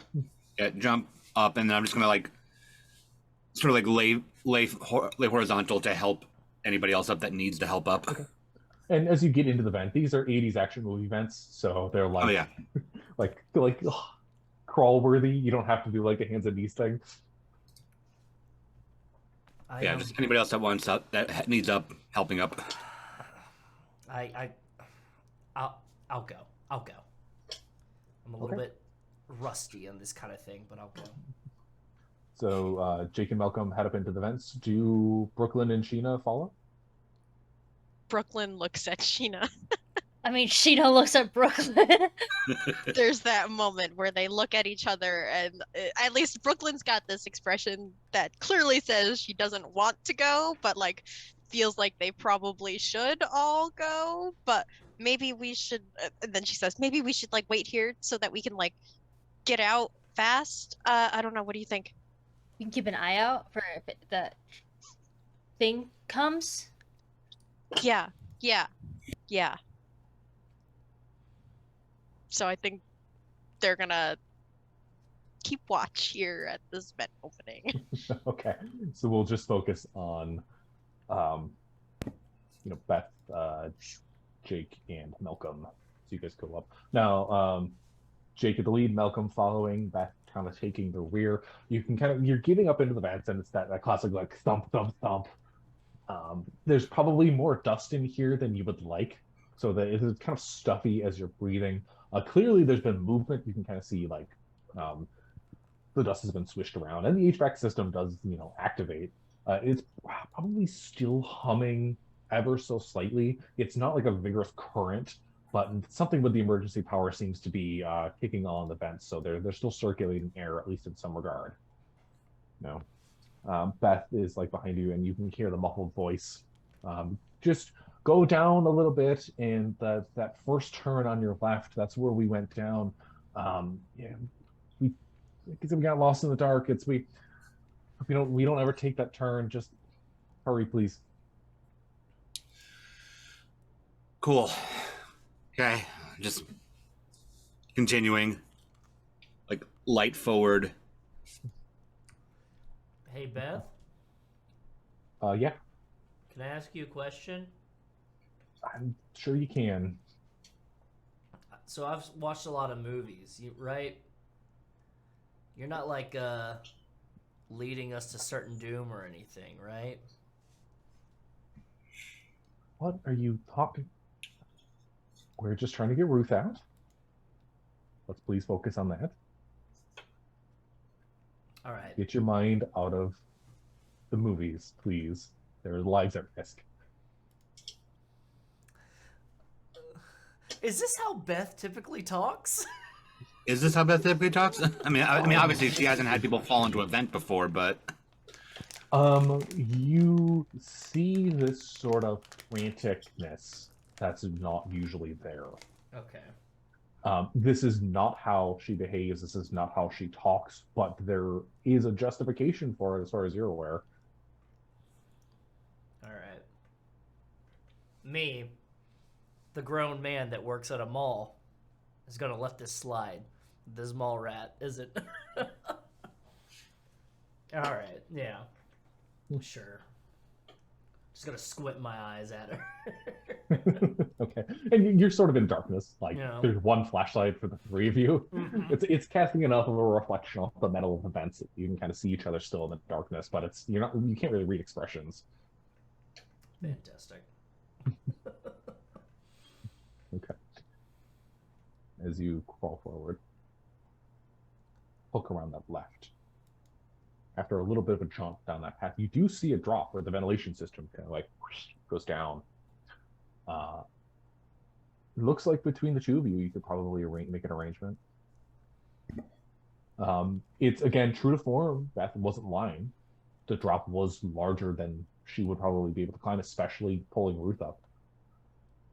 And Beth kind of goes, hey, if you two drop down, I'll stay up here, and you can kind of hand her up to me, and then we can kind of pull together. I'll drop down. We need somebody sturdy up here to catch and grab her. Yeah. Right? yeah, Beth, if you want to go down there with Malcolm, I can pull you guys back up. I'm not convinced I can get back up. That's the whole point. That's why I'm up here. And that's why I'm down here. You guys are also in front of me. We would have to do this whole arranging thing. You'd have to drop down. I'd have to drop down. We'd have to go back up. And Fine. And I'll put my skateboard on the ground of the vent and just like lay on it and just start wheeling backwards so she can walk over me. Fine, just go. And it's like, I don't know if there's enough room for this. Gonna find out. We'll find out. Let's leave it to fate. Okay. Yeah. Let's have Jake make a dexterity roll for fine dexterous movement. That's easy. Yep. I got an 8. Is that a success? Oh yeah, I have a dex of 17. Oh, Jeez. lovely. Okay, so you are perfect. Okay. Yeah. So, yeah, true to form, you're able to sort of back up. Now, what's the order we're trying to do? We kind of put Malcolm down there, Jake up top. Yeah, I'll go down, and then Beth can follow me, and then yeah, Jake up top. Okay. Okay, so you kind of Malcolm hops down, and it's a bit of a drop. Yeah. And a nice resounding bong thud as you land on the HVAC down there. The vent does get a little larger up here, like in this area as it spreads out. Maybe though it's a way to kind of compress air to create air pressure or something like that as it goes up the little tube and out. And Beth drops down. Another thud. Jake remaining up top. Yep. Okay. And you do probably do have enough room where you can kind of grab each other and pull each other up. Now, Jake still has the flashlight. Do you hand it down? Yeah, just kind of like hold out, drop for Malcolm to catch, or Beth, whoever. Okay. Yeah. Grab it. Gotta hold the flashlight up in my up towards my face a little bit. I'm gonna say, okay, we're gonna find her. Can I ask you a question, Beth? Yes. Have you seen Jesse around any place? Have I seen Jesse? Not since before the rally. Okay. Just at grip tape? I think she was walking around, maybe her lunch break or something like that.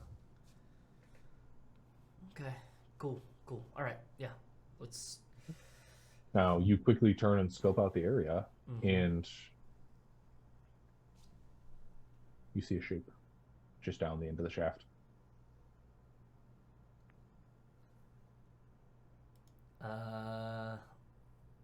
Do you want to do the favors or should I? And Beth kind of like sees the form. You say that, and she like pushes past you and runs up and drops down. Okay. I'm good. And like you can see her shaking, and as you get a little closer, you see Ruth splayed out on the ground of this vent. Looks like a nasty like cut to the head and sort of bleeding out, and it's probably filthy in here too. And Beth is going, come on, wake up. And then you see her Beth puts her head to Ruth's chest and to check the breathing, and you see a look of relief over her face. So thank God. Okay. Malcolm is going to take their flannel and is going to rip a strip off of it. Okay. Just like, gonna take it and start ripping it like into strips a little bit, and is going to like pass them over to Beth and be like, wrap that around her head tight. Make it tight. There's no point in doing it if it's not tight. Okay. Yeah, and so as you're wrapping up, the one thing you notice, it's really hard to breathe down here. Like you're in an HVAC system that should be moving the air, and it's like you're laboring to take breath.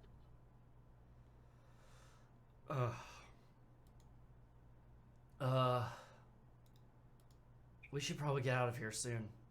Just wrap it up tight quickly, and then let's grab her, okay? Okay. I'm going to grab her legs and just kind of beat Do you her. have flashlight in mouth? Yeah, flashlight in mouth, Okay. and then grab I'll her grab legs. size in my mouth. Yeah. So flashlight in mouth, grabbing I've onto mouthed the legs. flashlight that you've mouthed. As your kind of head bobs up, the light kind of like cascades down the shaft. Doesn't quite penetrate as far as you would have expected. It's almost as if there's a blockage down there. Okay.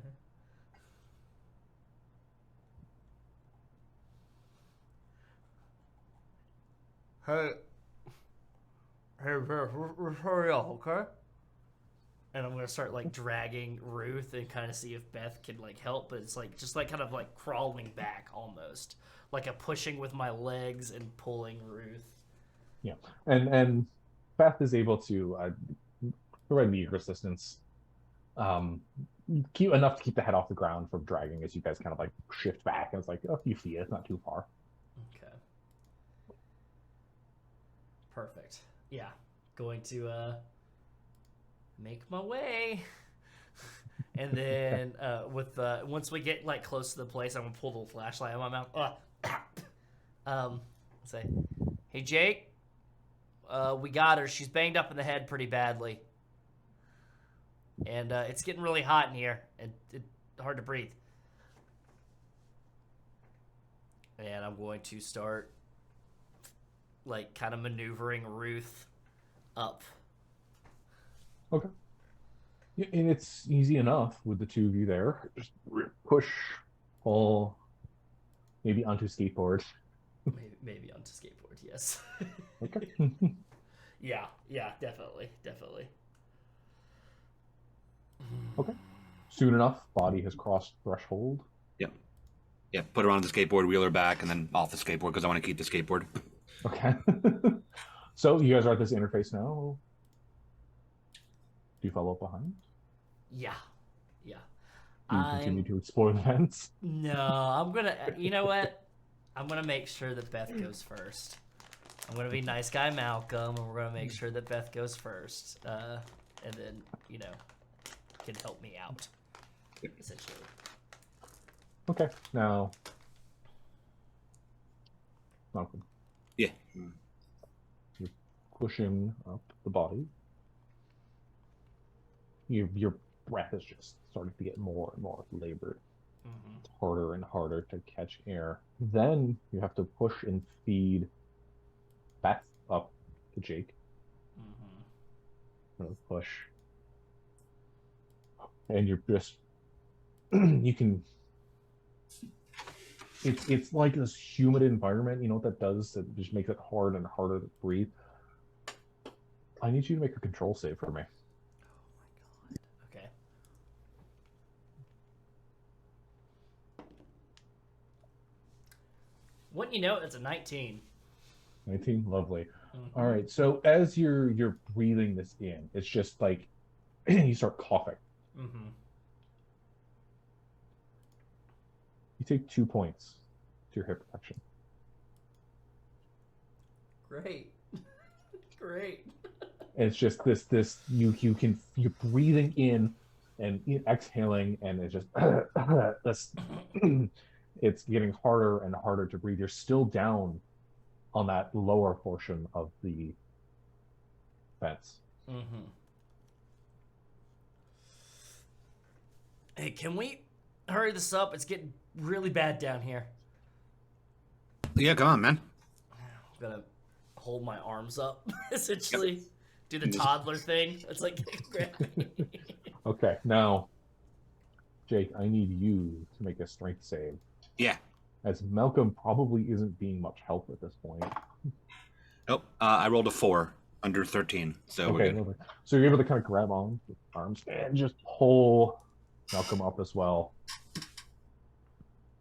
And it's not instant, but once you cross that threshold, you start to feel, okay, I can breathe again. Thanks, bud. Thanks. Yeah, man. Yeah. It's really bad down there. We should get out of here. It's the ventilation isn't moving at all. Weird. Mm-hmm. All right, yeah, come on. Let's get back. Got it. Okay. So within a few minutes, a bunch of clanking and bumping Mm-hmm. emerging from the vent. Malcolm, Jake, Beth, and unconscious Ruth returning to where Brooklyn and Sheena are currently stationed, waiting for trouble. Are you guys all right? It sucks down there. It's dusty. It really sucks down there. Okay, well, get out. Come on. Hurry up. Okay. Maybe we should get y'all to the parking deck, and then I can and I'll catch up with y'all later. I have to get Jesse. None of this, like, get you all to the parking deck. Like, you have to come with us. Come on. We're not gonna leave without you. Yeah, I know, but like, maybe if y'all can wait, get y'all to the car first, and y'all can wait, and then we will. I'll grab her real quick. Even though she is? So you hear Beth pipe up and goes, "Hey, give me one of the skateboards. I'll get Ruth over to the parking garage. I've got my car over there. We can load her in. Then you guys meet me there after you." You've got your board, man. Oh, right. And Beth is like, "Right, yeah, I do have my board." And she looks. You look down. It's like on the ground. Yeah, you do. Right. Have they all come out of the vent at this point? Yeah. You guys are all on Okay, like the main great. floor. Okay, then I think Brooklyn's just gonna say, okay, well, maybe we'll run into Jessie on the way, but like we don't even know where she is. You'd have already left. No, I'm gonna point toward the messenger bag and the hoodie that I took off to climb into the vent. I'm gonna wrap the hoodie back around my waist and the messenger bag and be like, "This is her stuff." Okay, look. Sheena was talking about going to security earlier. If you want any chance of seeing where Jessie is, maybe mall cameras are probably the best idea. Yeah. Because then if you can't see her, then you know that it's going to be a fish in a barrel situation. Not fish in a barrel. Needle in a haystack. I don't know fucking idioms No, and that's stuff. brilliant. Yeah. We should. It's a good idea. Yeah. Can we get in to the security office? Like that ring of keys? Think so. Gotta be one of those, right? One of them has to be the right one. I didn't work so well last time. I'm just gonna kick the door at this point. It's not a gate. I don't care. Yeah. We'll get in. Fuck Hudson's door. I broke a lock. Surely one of us can break another lock. Speaking Hopefully. of fuck Hudson, I'm gonna pull out of the messenger bag the bits of skateboard. The Bits of sort of what- skateboard. hand it over to Jake. Sick. Thank you. I figured, gotta stick it to the man or whatever you're talking about eventually, so. Fuck. Yes. This is awesome. Thank you. You got it. Just use them responsibly. Or don't. Never. All right. All right, then to the security. Yeah, should we just around the corner even? Yeah, just head to security.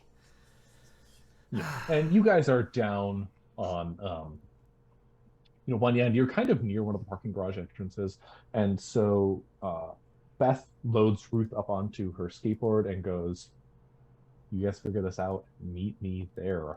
I'm not waiting forever." Yeah, And then she starts to pull Beth away on the skateboard toward the parking garage. sure.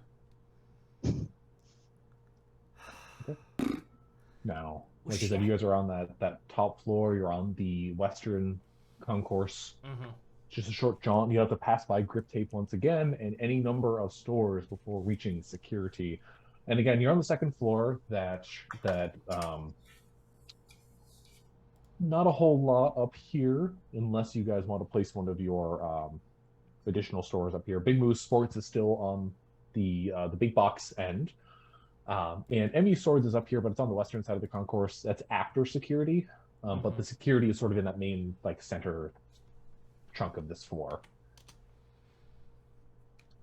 And so as Beth wheels Ruth away, what do you guys do? Where do you go? Let's head to security room, and as we're walking away from Beth, I'm gonna look at Brooklyn and Sheena and be like, "Do you think that she was acting weird? Like, Least she could do is wait for us. We have to get Ruth. I mean, her friend fell down a vent. I'd probably freak out a little bit. freak out, but yeah, not act like acting kind of an adult, Yeah. I've never seen her act adult in the entire time that she's been coming around the mall, trying to mess with spanking equipment and yeah. Trying times and all, or something. I don't know. We just saw Mr. Neal's chest.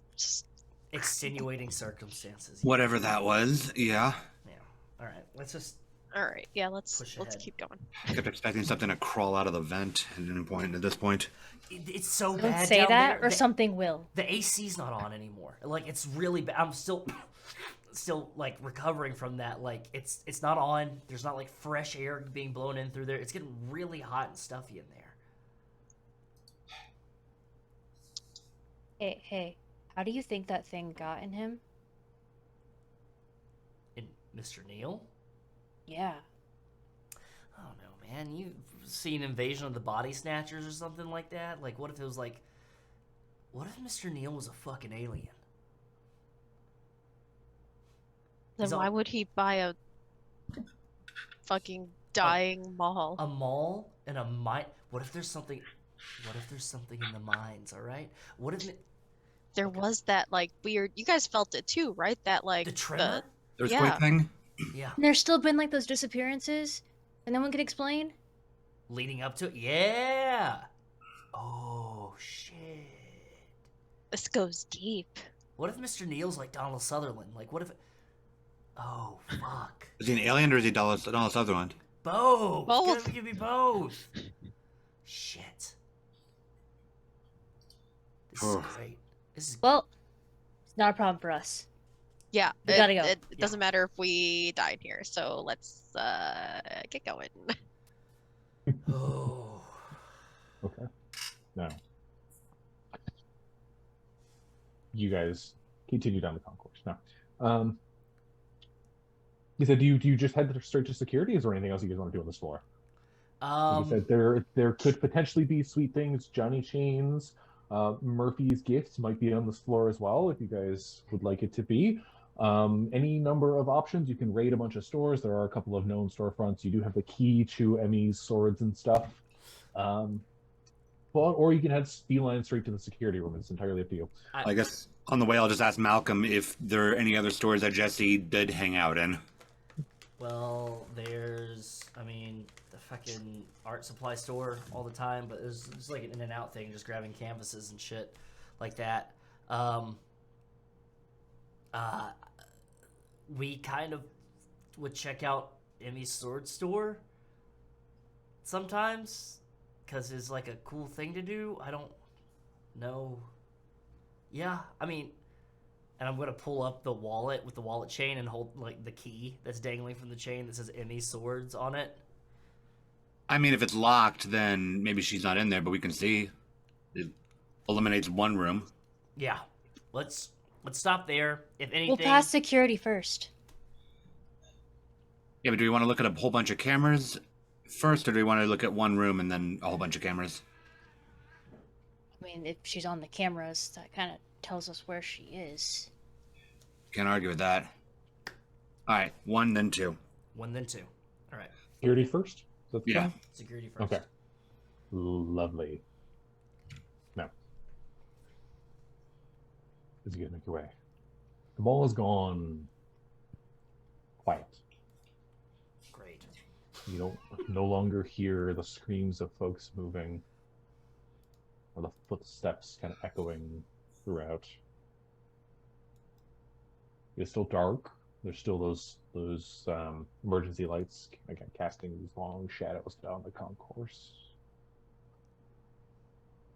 And as you push forward down, heading towards the central, where the eastern and western wings kind of meet up, and that security room is. You pass by a grip tape once more. Door still hanging open, empty as it was when you guys were here previously. Making your way into the center. Take a left-hand turn, going through the center portion there, and jumping down the hall. Past, there's an elevator there. The glass door on the elevator has been like shattered, and it's like permanently stuck. It looks like on floor 2. And there is the escalator that's also just a little bit ways past this that you guys were previously eyeing, but had been like flooded with people. Now you can see the detritus that was left behind. You know, maybe there's a shoe that somebody accidentally slipped out of, bits of trash and stuff. It looks like a bunch of people ran through here. But there's no people. You don't see anybody yet until you get close to security. Sitting by that door, it's a large, like, it was probably a storefront, or at least it was originally designed to be, but it was sort of modified to meet security's purposes. It is now a room. There was a front door that was put on it, and maybe it's like a front door in the way that somebody took one of those larger mall entrances and just like put some wood and drywall up with like spray foam and then set a normal door into it, in a bit of a shoddy way. But you see security over the top of it, and there are 3 people. You see them standing around the door. You hear the sound of them trying to like shake the handle of the door. Do they look like security, or? I'm sorry, I froze for a second. What did you say? That's fine. I said, do they look like security? They do not. Okay. Their backs are turned to you, but they certainly are not dressed in security. You know, Hudson was the main security guard. You know that there is a night security guard by the name of Terry, who's probably would have been here by now, but neither of these 3 appear to be Terry. Can we? What are they dressed like? I may have missed that. What are they dressed like? What? Oh, I Is didn't it, do it. that's fine. Okay, so as you begin to approach, Mm-hmm. and you guys get a little closer, all 3 of them are familiar. Now, the first, you see a woman. All of their backs are turned. They're currently like facing the door. They're like harsh whispering to each other. The first one, Maggie. Maggie works for the Coalition of Business Owners. It's sort of like a union. They work for the best interest of the businesses within the mall. I'm working, heavily with Mr. Neal himself while not working for him, if that makes any sense. She wears a sharp suit, typically seen with a pair of Gucci glasses, has heels on. In this case, the heels have been abandoned. You can see she's just wearing bare feet at this rate.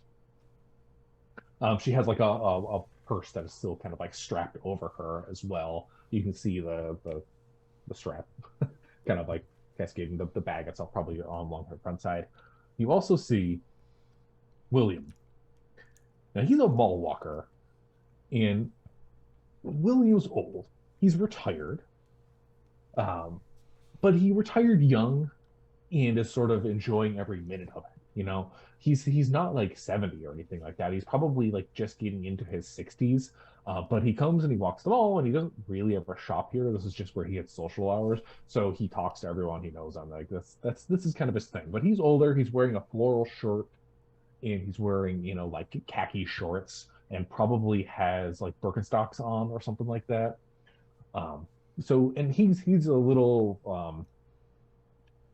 He was probably very attractive at one point in his life, but has sort of letting himself go in some manner, enjoying his retirement.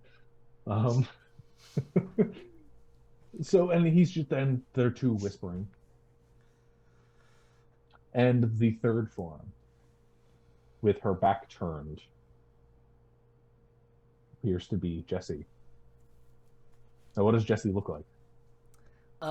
Jesse has what you know is probably is like a punk mullet, that MB mullet, the shag mullet type of hair, probably long sleeve shirt with a graphic tee over it of like probably like a grip tape shirt over it, patched jeans, ripped jeans, and Doc Martens. The standard Classic burnout artist look. Yeah. And okay, so you see the three of them. Their back turned, all like huddled around this door. And again, you hear whispers and the vigorous like of the door handle as they're trying to shim it or something like that. Malcolm's gonna be like, "Oh shit, okay, it's fine. Hey, Jesse," and it's gonna like start walking towards them with purpose and like taking the hoodie off and everything. Sure. And the now, as you yell out, you watch all of them like jump out of their skin. Basically, there's a jolt, and so Maggie quickly turns. She's like holding onto her purse. William is like he quickly turns as well, but his presses his back against the door. Jesse's a little slower on the turn, not quite as much of a jump. Mm-hmm. And so you see the surprise in all of their eyes. Jesse, thank fucking Christ you're okay. What's up, Bill? And ma'am. And yeah, Maggie is like narrowed eyed. Bill, you probably know Bill, like in a pretty decent manner. He's just got this like mean mugged look on his face. Mm-hmm. And Jesse is sort of like standing there, a pleasant smile, I would say. Glad you three are okay and everything. That's crazy back there with Mr. Neal, right? Yeah, and William looks at you and goes, "Yeah, that was very crazy." Yeah, Bill. Hey, well, we found Jesse. We can probably go now, right? Yeah, let's book it. You guys trying to get into the security office or something? And so Bill kind of steps forward and he like pushes the two of them back. Whoa. And goes, "Yeah, we're trying to get into security. What's it to you?" Why aren't you trying to leave? Yeah, like get the fuck out of here. And he's got a bit of a smirk on his face. And he doesn't answer. He kind of shakes his head.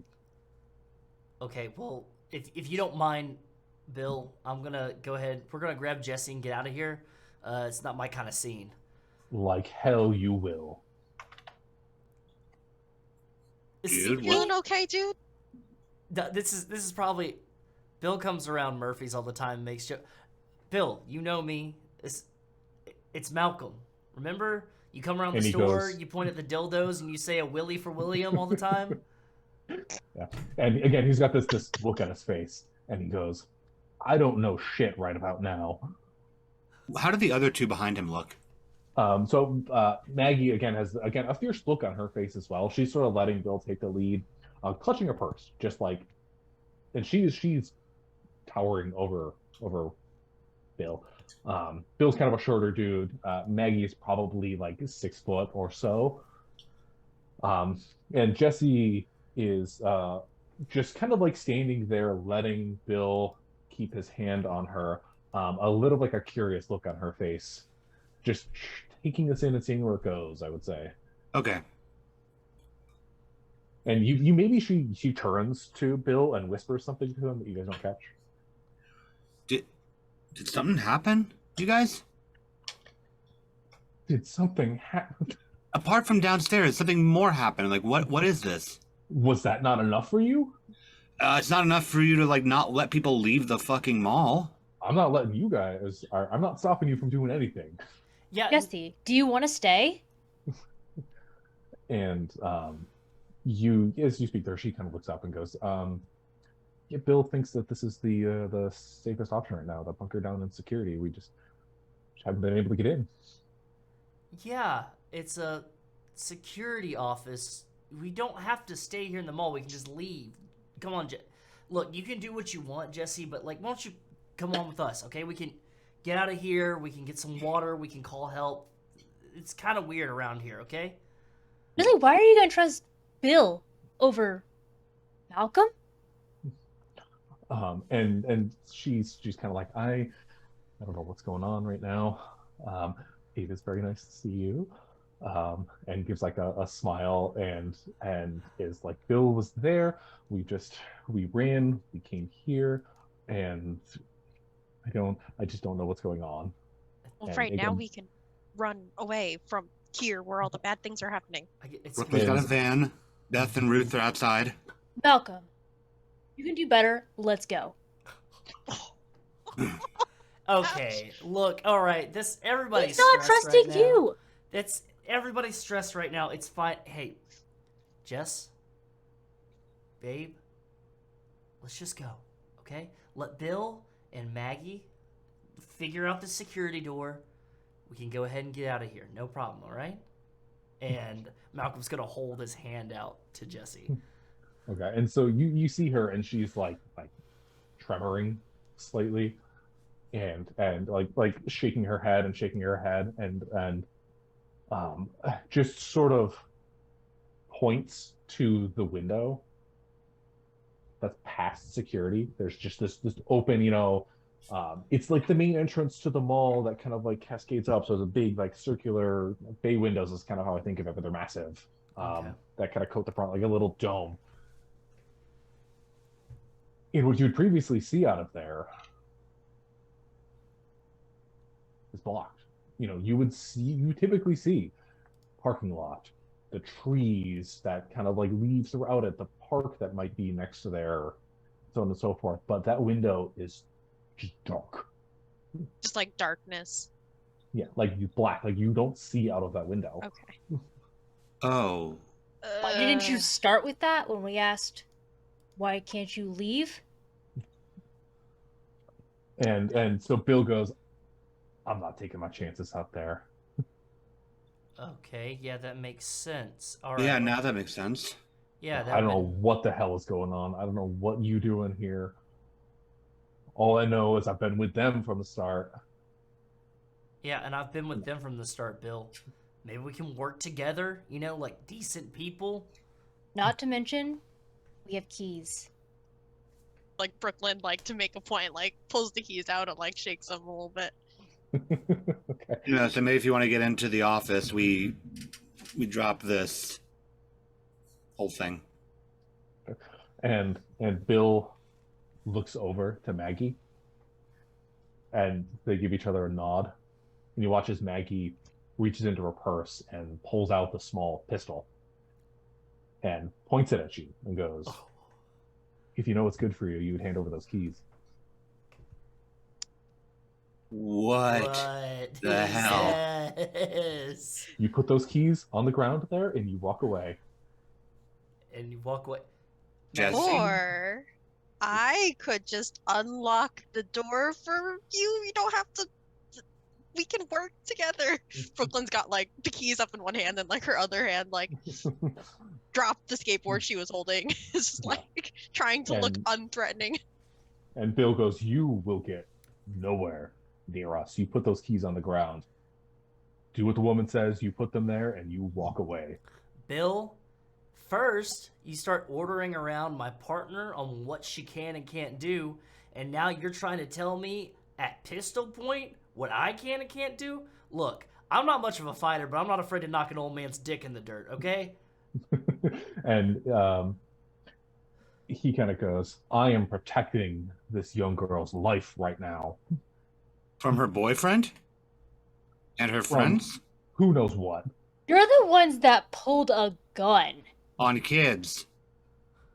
That was like 23, but yeah, on kids. Kids, yeah. I don't think we're the danger here.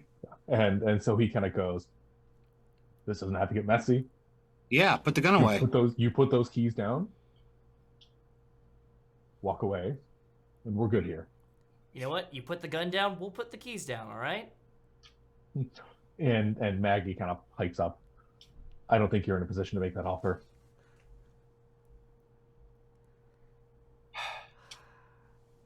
I look at Malcolm and just go, what is it with all of this like bossing around today? I don't know. So, Sheena's gonna hold out her hand to Brooke. The keys. And Brooke gives Sheena a sort of like, "What are you doing?" look. Doesn't hand them over right away. Looks a little suspicious. And then glances like over, like past Sheena towards the other three.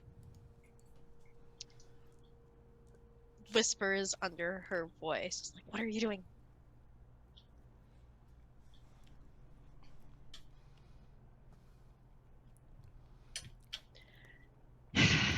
And Brooklyn does a big ol' sigh and just like very slowly, so that it's not like she's trying to do anything super sketchy with these keys, like hands them over to Sheena. Then like holds her hands up.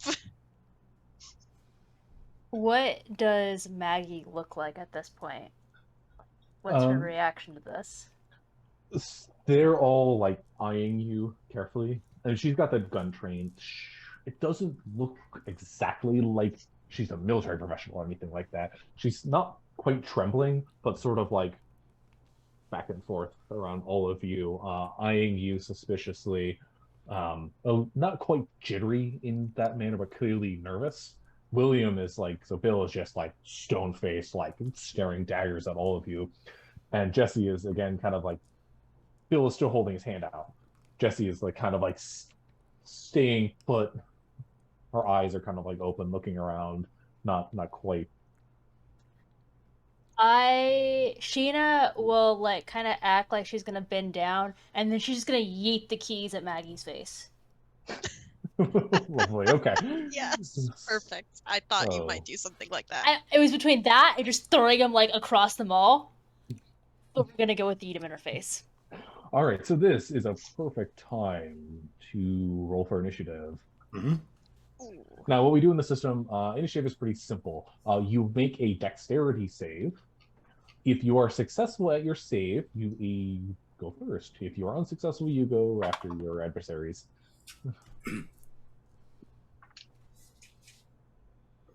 Got an 8 under 11. 12 under 17. Oh yeah, because you can't fail.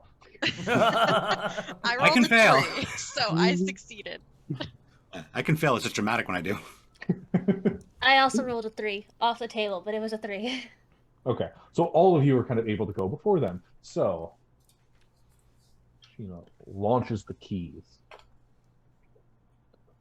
They hit Maggie in the chest, and it's just enough reflex where she goes to grab them. What do the rest of you do? I deck Bill in the face with my skateboard. Okay. So the way combat works in Liminal Horror, it's simple. There is no roll to hit. If a attack reasonably makes contact, it simply does. Now, what you do in that case is you roll your damage die. A skateboard is probably a D6, I would say. Okay. And the damage die is versus their, or whatever entity's current hit protection. 4. 4? Okay. So you take your skateboard. Who are you aiming for again? Bill, guy in the front. Bill? Okay. So you smack him with the skateboard. And let's see if he still stands. No. So you smack him, and he just goes and crumples to the ground, unconscious. He's probably fine. Malcolm's gonna take the taser, and when Maggie went to go catch the keys like that, Malcolm's just like right up there because I'm very quick. I'm dexterous. I'm not much of anything else, but I'm dexterous. It's just gonna be like, fucking suit, and just like jam it into her neck, just the taser into her neck. Okay. Did we give stats on the taser? Yeah. So a taser is D6 and it targets dexterity. All right, lovely. Okay. So go ahead and roll your D6. Excellent. That is a 6. Oh geez. Okay. So nope. Okay. So you reach out with your taser. You, as she's catching the keys, you jolt it into her side. You see her face go, oh, and then she sort of collapses. Pistol clatters to the ground. Keys also clatter. Jesse kind of screams and backs up a little bit. I think that as soon as Malcolm makes contact with the taser and Maggie drops the pistol, Brooklyn's gonna scramble to grab it. Okay, easy enough. And then It is now in your hands. Malcolm's gonna drop not drop the taser, but like hold it up and slowly put it in their shirt pocket. So I go, hold her hands up and be like, Jess, babe, it's me, okay? And you see her slowly kind of come out of her daze, and then she runs up to give you a hug. Hug her back. Okay. Look, we can talk about why you're going to listen to an old man in a Hawaiian shirt over me later, but there's other things we got to worry about. Someone grab the keys. We should probably get in there. Yeah. Gina picks him up. Sure. And she'll go and try and unlock the security door. Simple enough. This is the one key that's labeled on the ring. It died. Thanks, Hudson. Thanks, Yeah. Hudson. So you're able to walk forward, place the key in, locks the door, and then pushing it forward in. Now, the security office. This appears to have some sort of backup generator that operates it. As you open the door, light just floods out into the hallway. Now, a few questions. Do you do anything with the unconscious bodies of the two people you just knocked out? Yeah, Malcolm's gonna drag Bill and Maggie into the security office door. And it's just gonna lean them up against the wall, like sitting, leaning on each other's shoulders. And it's gonna look at... Sorry, I thought you were done. Go ahead. No. It's gonna like look at the rest of them and be like, I don't want to leave them out there in case whatever the thing that got Hudson eats them, okay? I'm an asshole. I'm not heartless. That's fine, but let me do one thing. And she goes over and kicks Bill in the balls. Oh, no! I might wake him up. Oh, poor Bill. Literally kick him while he's down. He's gonna feel that when he wakes up. If he wakes up. Oh, Lovely. boy. Okay. I feel like if that happened to me, I would just like go to sleep more. I'm just like no, no, No. no. She's pissed, okay? No, I get it. We're I not get blaming it. it. I get it. I get it. That's for future Bill. That's future Bill's problem Yeah. right there. Yeah, if he makes it out. I think the only thing that I want to know is that Brooklyn, she discards skateboard, got weapon upgrade, got a pistol now. So she's just very cautiously like watching out behind them, watching the two unconscious people to make sure they don't just like wake up and jump them. Well, I guess Bill's probably not jumping anyone anytime soon. Very easy enough. Now, this security room, it's broken up into a couple different parts. You have the small front office. There's a couple of desks here, probably for each of the security personnel, and they're sort of stacked with paperwork. There are lockers that have various bits of equipment. There's a first aid kit that's sort of attached to the wall next to one of those Aydes. There's a lockbox that can only be filled with contraband, and some of yours is probably in that lockbox as well. And then off to the side, you can see the door to the bathroom, and then further deeper in, there is now the closed door with the words "monitoring room" written over the top of it. Excellent. Malcolm's gonna turn and be like, "Y'all can handle that, whatever." And he's gonna look at Jesse and be like, "What happened to you? Where were you? I stopped by Grip Tape and you weren't there. Here." And he's gonna take the messenger bag and the hoodie and hand it over to her. So she sort of wraps the hoodie around her waist as well and puts the bag over and goes, I was just locking up and running a little late, trying to get to the rally when the lights went out, and I heard people screaming, and there was a whole big commotion, and Bill and Maggie, they found me and said that we can't trust anyone and that we have to get to security, and then here we are. They seemed normal. Anything weird with them at all or anything like that? I mean, besides what's going on, Yeah. I mean, of course they didn't seem normal, but this doesn't seem like normal circumstances. Fair point. Okay. Well, I'm just glad you're okay. Glad we'll get out of here, okay? Yeah, let's do that. Okay. I'm gonna open the door to the monitoring room if it's open. Okay, do all of you filter in? Yeah. Okay. Might not be looking for Jesse, but maybe we can still find out what the What? fuck is going on here. Mm-hmm. Yeah. All right, so you open the door, and this one thing is surprisingly state-of-the-art. It's all like, you see a desk, you see monitor, like rows and rows of them. A 90s computer, but still a modern 90s computer. There's a keypad, a broadcast system. There's definitely ways to cycle through the monitors, probably through the keypads there. There's a separate computer terminal, presumably with some sort of records that they keep there. No. As you stare into the monitor, you see a few things. The monitors are a little hazy. It's not quite clear. This is all security footage. You see a couple of images of people running past stores. You see in one camera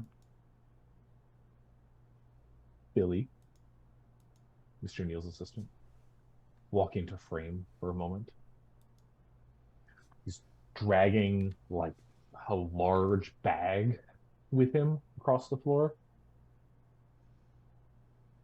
And he stops and takes a break, and he sort of sweeps his hair out of his eyes for a second, and then like lets the shag go back down. And he looks up, and you can see his mouth moving as he's talking.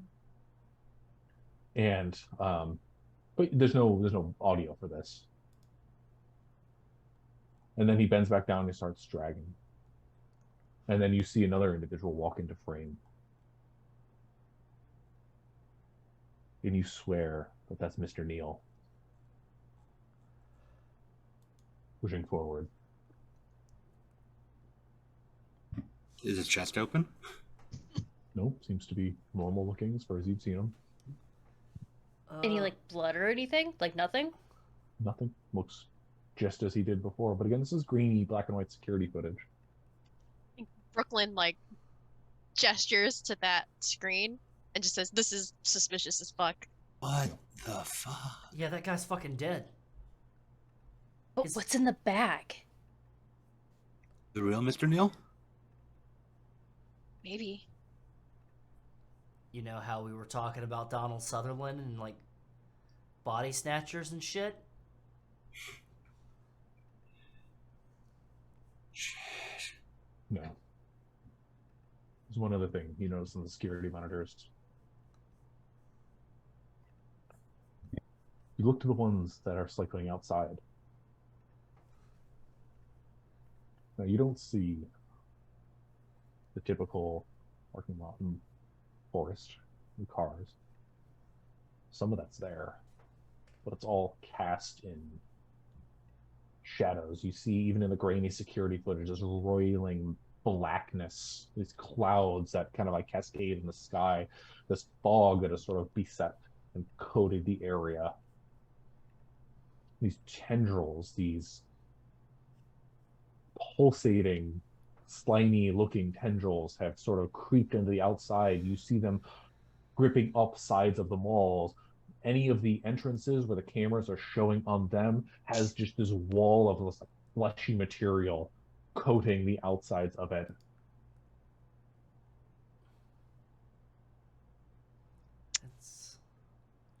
That's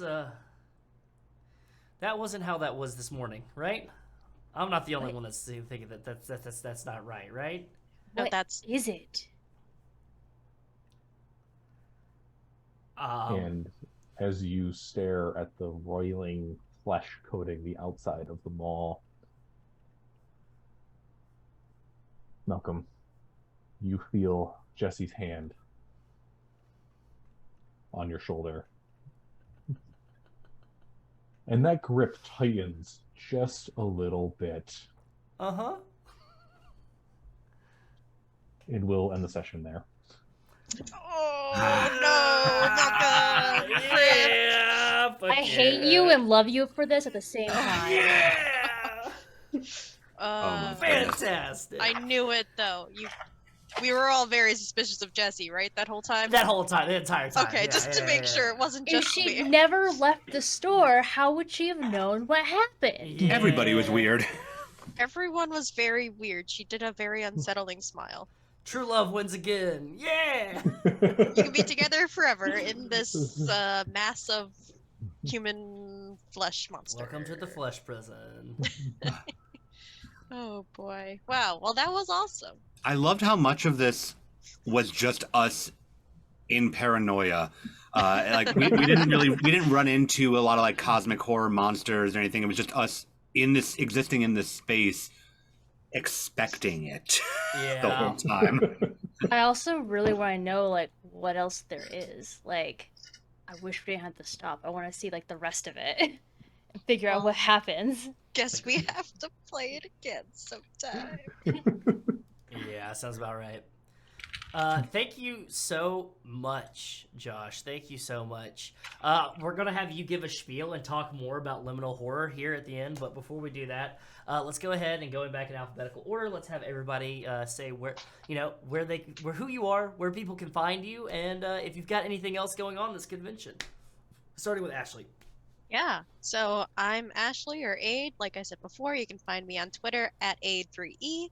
You can find me on Discord as Ayde, hanging out either in Gehenna Gaming server or the Kieran Comfort Studios server. This is it that I've got for this convention, but like definitely make sure we've still got tons of awesome panels coming up. We've got tons of games you can still sign up for. Yeah, it's a great convention so far, and it ain't over yet. So that's all I've got. Sick. All right, Red. All right, I'm Mischievous Red or Red. I can be found on Twitter at _Mischievous Red or here on Twitch with the same name. I am also typically found on Huntsman's Hydra, an actual play channel that my partner and I started. My partner Brandon Ashcraft is actually on a panel that like started 10 minutes ago. Mm-hmm. If you wanted to go check that out, that's Communication at the Table, How to Not Be That Guy. Fortunately, this is it for me, but if you want, you can go see him, and he's also pretty cool. Excellent, excellent. And then Zach. Hi, I'm Zak V. Once again, my Twitter handle is about here, and you can find me on a variety of things, such as ATL by Night on Tuesdays at twitch.tv/ATL by Night. Right now on levelup_TTV is Adjacent by Night, where I'm playing an Malkavian, and I appear on many, many other channels, playing and running many, many other games. I will be running on Sunday, back here on Karen Comfort for Virtual HorrorCon, a game called Don't Rest Your Head at 9 p.m. Eastern. So tune in for a different kind of horror. Excellent, excellent. And I am I'm Wes Franks. This is my channel that you're on. And if you want to continue watching stuff from this channel, then come ahead and check us out. Give us a follow, and check out our YouTube is also, because if you miss any of the I don't know why I'm doing this voice. If you missed any of the convention, then go ahead and check us out on YouTube. I'm downloading and going to be editing all of these sessions and putting them on YouTube. We're going to have a joint kind of virtual HorrorCon playlist. So yeah, we're going to be getting all these lovely people's information and everything like that and putting them on YouTube. So if you missed anything, you want to see what happened at the beginning, or if there's any of these other lovely games or panels going on that you missed, then we'll go ahead and have them ready for you, ready to go over on YouTube. So go ahead and check us out. You can follow me at ThirstTrapMoth on Twitter, where you can get like wrestling hot takes and also see updates of stuff that are going on in my own life or other stuff like that. So yeah, go ahead and check me out, check all this stuff out, and then go ahead and check Josh out, and let's give a round of applause for Josh as well. This is sick. Josh, go ahead and tell the people who you are, what you're doing, and tell us some more about Liminal Horror. Yeah, so I'm Josh Domanski. I've been here the whole time. I write and do design work for the indie tabletop RPG scene. You can find me on Twitter at Unenthuser. That's unenthusiastic user kind of combined into one. You can also find the stuff that I make on itch.io/unenthuser as well. If you want to hit me up on Discord, I go by Offended Defender over there. And I'm on a number of servers, so it's usually easy to find me, even if I'm not necessarily participating in said servers. Oh man, so some stuff to keep an eye out. Go watch the VODs of what we did previously. Yesterday, there was a actual play of the Bureau, which was one of the modules I co-wrote. This morning, if you're a ticket holder, there was a panel where myself and Goblin Archives, the creator of Liminal Horror, got to talk a little bit behind the scenes about what we do, why we do what we do, and what's coming next. And tomorrow morning, there is another panel that I'll be on with Goblin Archives, and we have brought a bunch of indie creators together. I believe we got a couple of Emmy-nominated people too, especially newly Emmy-nominated, which is interesting. But we're going to be talking about how to write and design horror like adventures and systems and stuff like that that are intentionally free from, the Lovecraft mythos. Again, the Call of Cthulhu and Lovecraft sort of take up a lot of the horror space, so we want to just have a bit of time to talk about how, if you want to create your own adventures that just that don't have any of that baggage, here's some tips and here's some things to look out for. So that's tomorrow morning. Oh boy, so now, Liminal Horror. You can find Liminal Horror, The Mall, and The Bureau. The PDFs, all three, are available on the Goblin Archives itch.io page right now. So check them out. There is a bundle. You can get all three of them together for, I believe it's $18 at the moment. If you want to check out, the greater modules, there's a lot more going on the mall than what we just witnessed today. So that's worth it. And then on July 15th, the Mall and the Bureau will both be getting their physical debuts at Exalted Funeral during the summer sale, which will coincide with Exalted Funeral's convention, where if you're lucky enough, you might get a chance to play Liminal Horror depending on how the schedules all work out, because we're going to be running some games there too. Oh boy, if you're interested in work of mine that is not related to Liminal Horror, I currently have an adventure up right now on Exalted Funerals page that's called Zed and Two Naughts, and that is it's written for old school essentials, but it's a funnel adventure where you take a bunch of level 0 farmers and tradesmen and throw them through an alien abduction scenario, trying to escape.